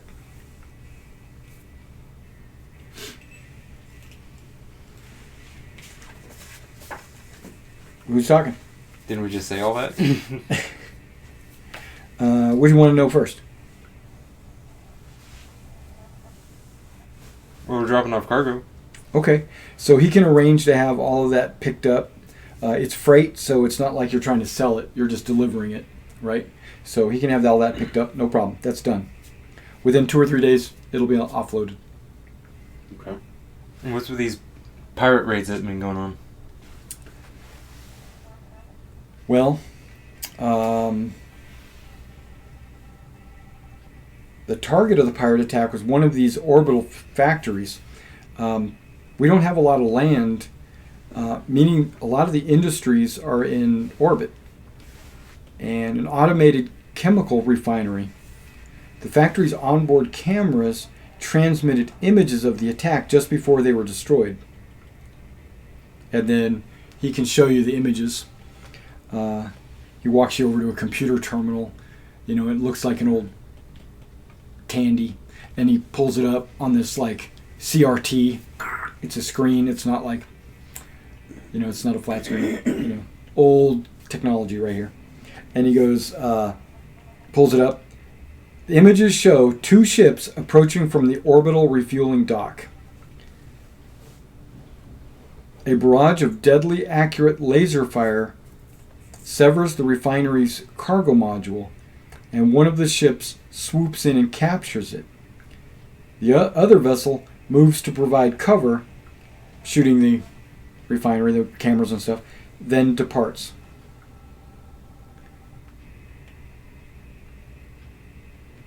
One of them was a far trader.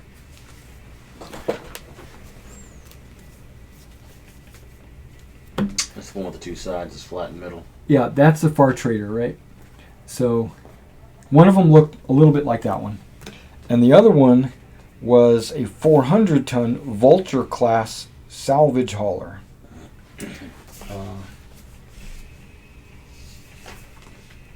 That's a ship that's kind of unique to this area of space.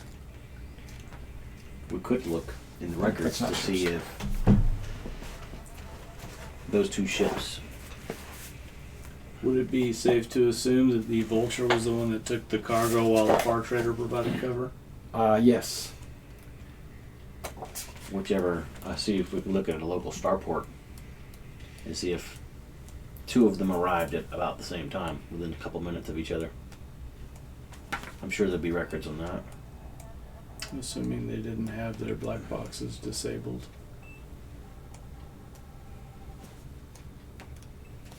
Yeah, they were refueled.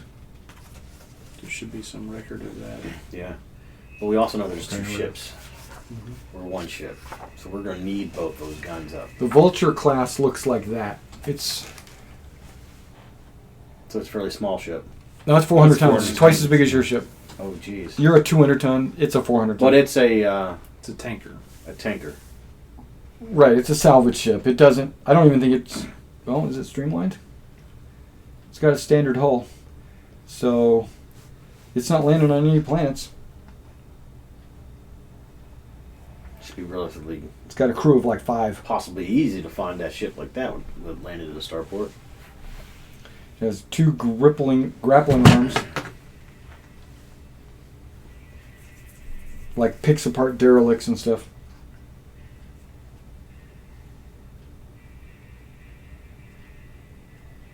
They have a large cargo space. It's almost all cargo, I think. They have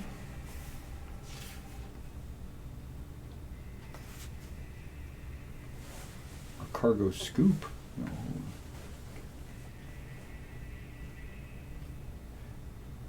There's 22 tons of docking space. Where's cargo? I don't. Oh, cargo. 199 tons of it is cargo. So half the ship is cargo. Okay.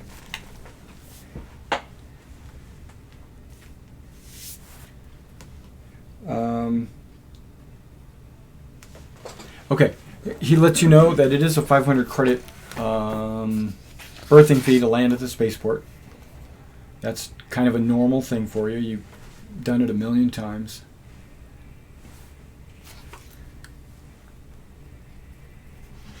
So it gets that pay. And then he dresses in gold robes and a tiny golden fez. Oh, and there's a scale model of the starport on top of the fez.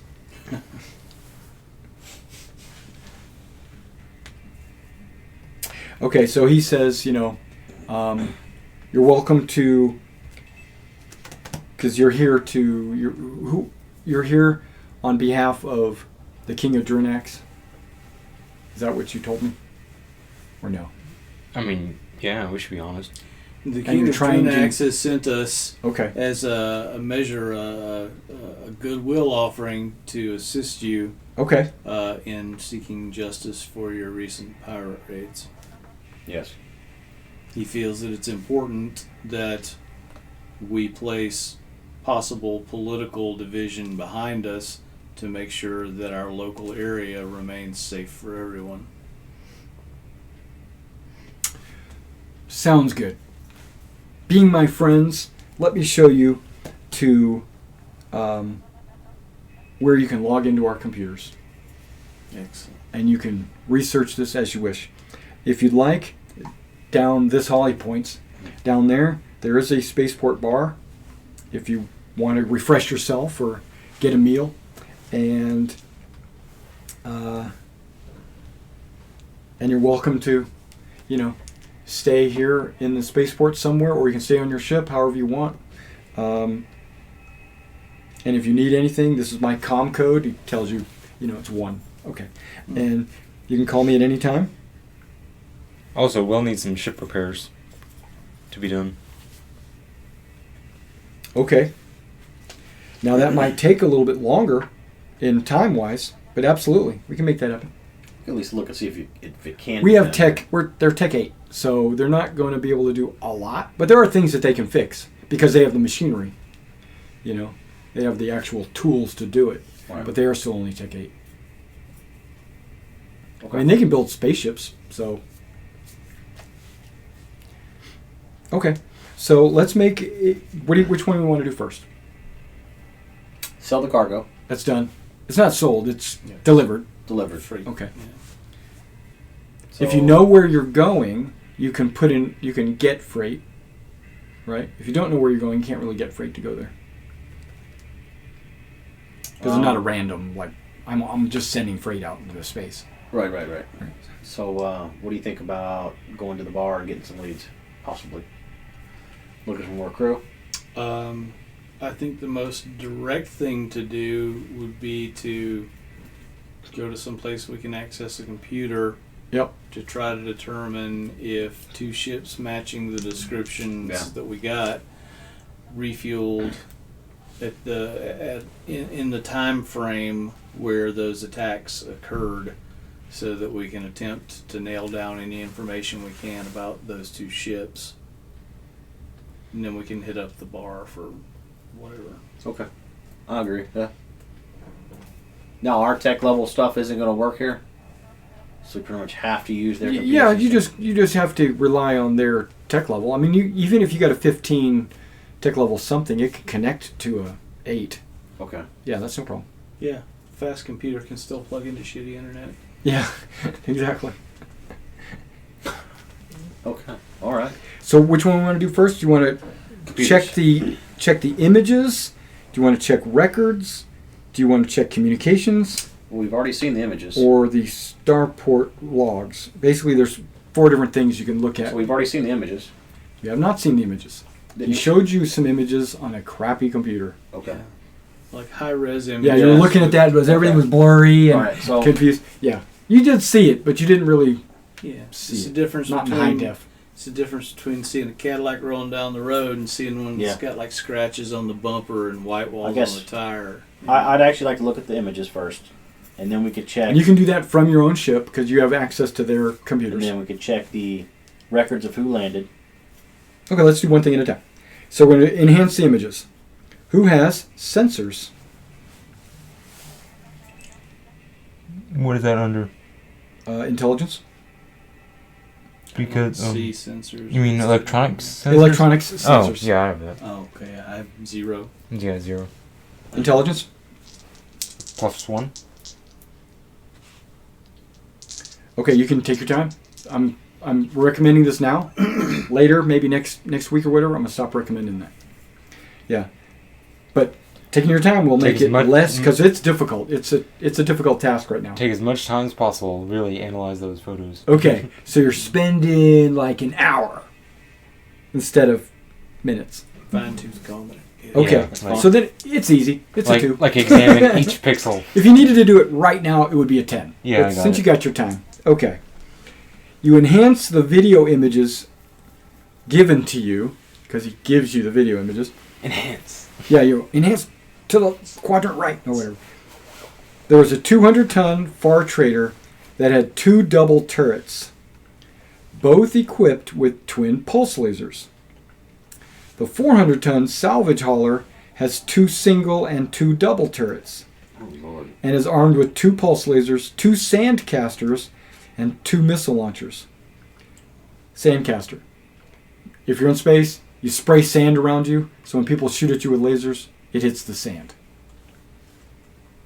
It's like a shield of sand. Can we Okay. get that description of the Vulture's armaments again? 2 pulse, 2 sand, 2 missile. That's The salvage hauler was recently repainted. By using your computer analysis, you discern a logo and a registry beneath the paint. So you like zoom in and you do like a spectral analysis or whatever, and you figure out the salvage hauler bears the starburst and starship of the Imperial Navy. She is the Imperial Navy ship Mercifuge. Like Mercy, Merci, and then Fuge. Mercifuge. That's what you get. That's a lot. That was a lot. So, Either they captured an Imperial ship, painted it, or it was the Empire. Black Ops. Black I'm Ops. saying. Right. Or false flag. Right. What's the next step? What was the The Far Trader didn't. You couldn't tell. It didn't have any. The actual place that got attacked was an orbital refueling Chemical factory. Chemical factory. Yeah, chemical factory. Okay. Just trying to determine what they took. Yeah. Yeah. Okay. Now, Fox can actually tell you, or probably should have told you, that both ships refueled at the orbital dock.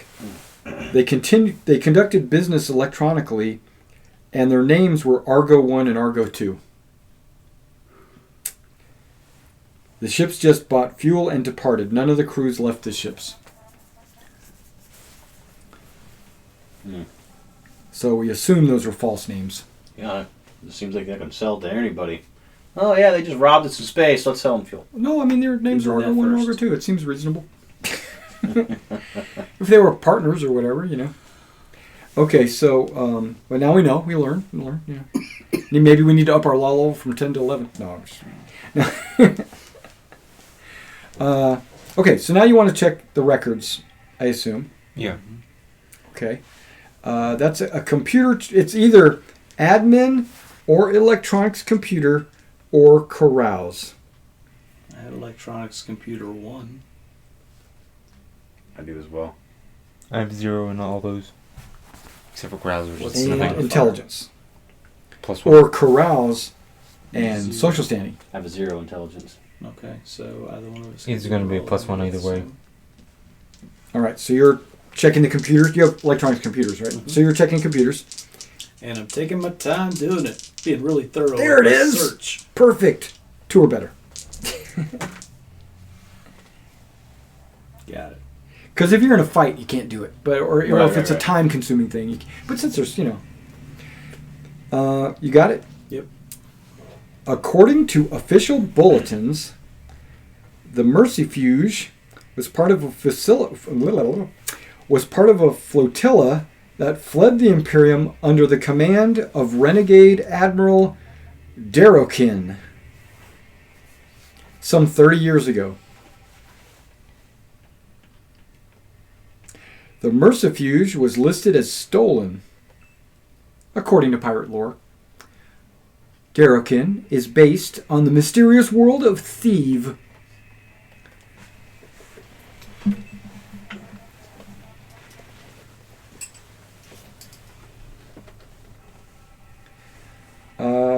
Anybody here been in the Navy? Yeah, no. Are you sure? I don't think anyone here went in the Navy. No, Marine Support Scouts University. Then you don't know who this Admiral guy is. I mean, I knew a lot of the high-ranking people, though. Yeah. So what are you going to do? How are you going to figure it out? Computer. Where? You're going to look? Naval Make a computer roll. database. Okay, Taking my naval time. database. There you go. You can try. This is not the Empire, but Right, taking my time. yeah. So you said you're going to go to the database. So basically, you're looking what's called the ship has something called a library data, Okay. and that lists a bunch of junk. But his name might be in there.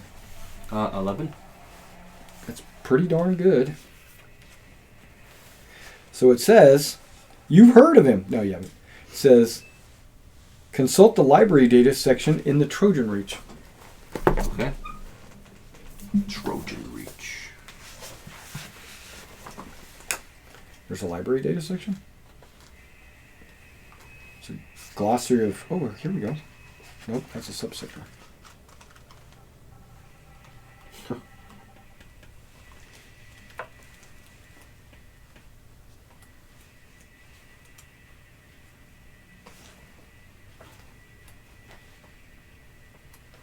This might be the library data section.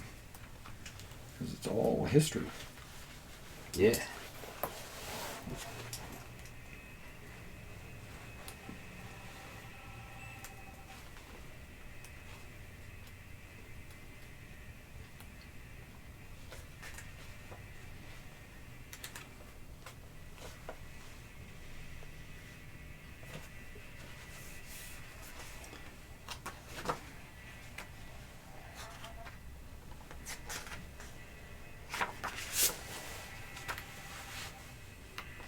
Let me see. Let me see if there is library data actually listed as library. Look at that, 209.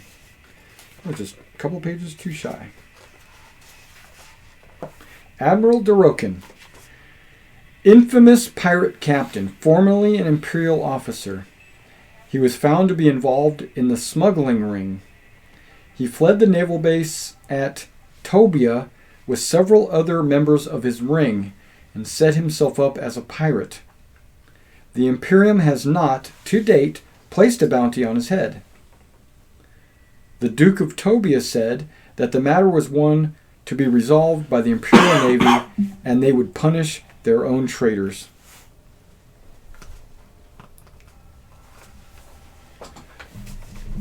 He's a good guy.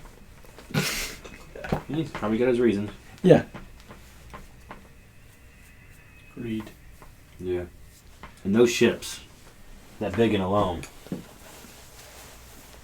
Well, he's got at least that one ship, the Mercifuge. Okay, and then last thing would be the communications logs. If you want to make a very difficult electronics communications check, taking your time, it's a 2. Okay. Yeah, take my time. I got 0, so I got it. With an intelligence and all that? Okay. I got 6. You have electronic comms? Well, you got electronics, 0. so yeah. So, okay. The Argo 1, the Far Trader, made a single radio transmission while docked at the refueling station.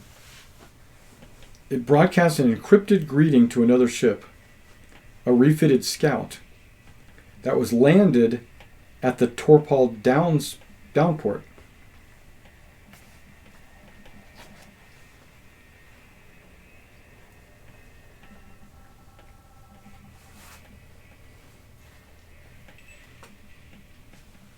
Okay.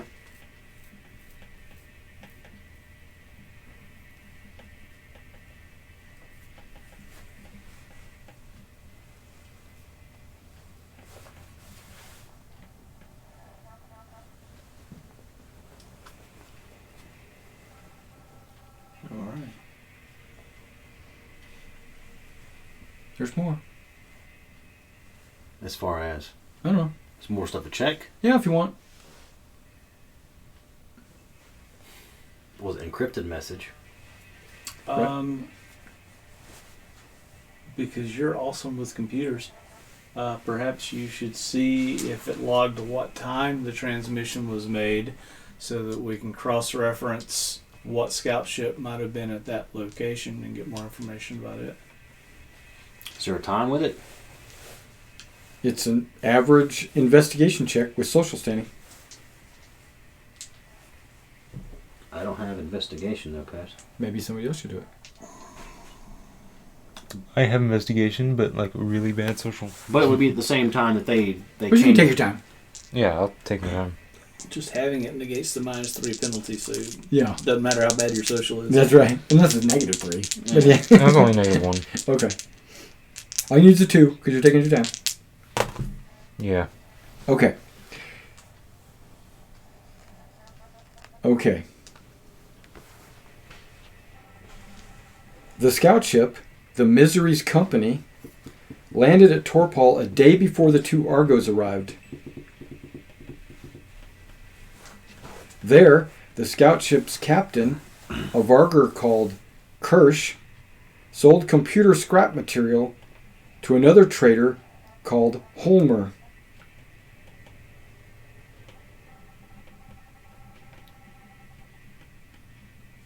The Misery's Company refueled and departed.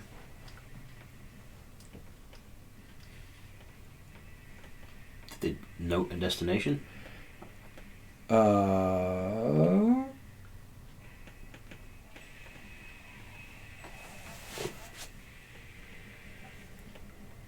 No.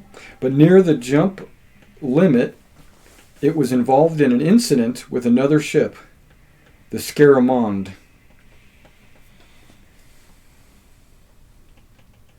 But no one other than the Scaramond's crew know exactly what happened. Well, guess we'll go talk to them. If they're in here. I take it the ship the scout tried to get over to scare them on, just put a wayland on them. Right. Make a...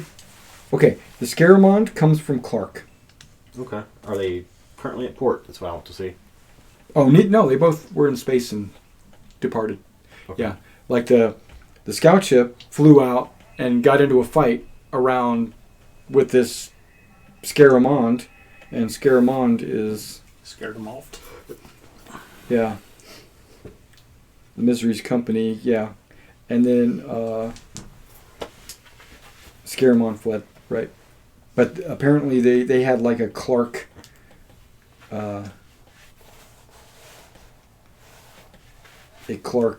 registry. Like they were registered at Clark. Oh, wait. Hold on. Do you get to know what this incident was? Hold on. Oh, only the Scaramond's crew know what happened. Okay.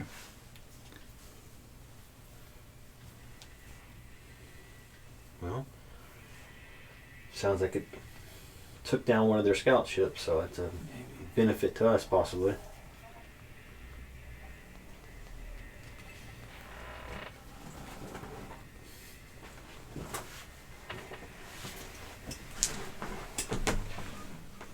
I kind of like this because it's like the puzzle.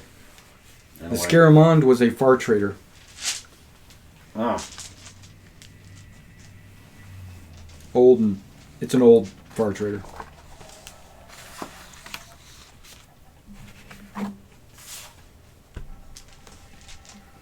Okay, hold on.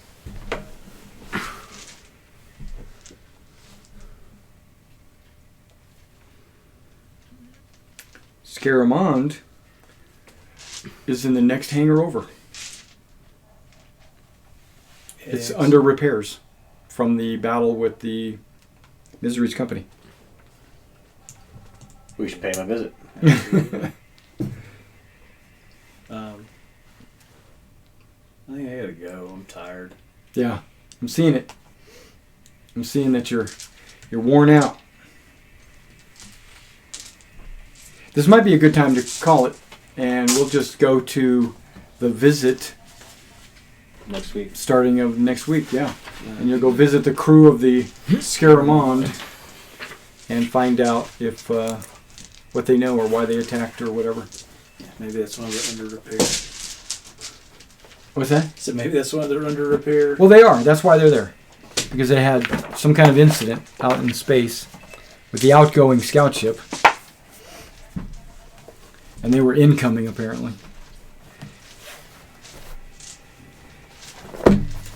You discovered quite a bit. I think you're on the way to... Haven't curried any favor yet. Incurred any what? Curried any favor. Curry sounds good. I'm just hungry in general. Are you?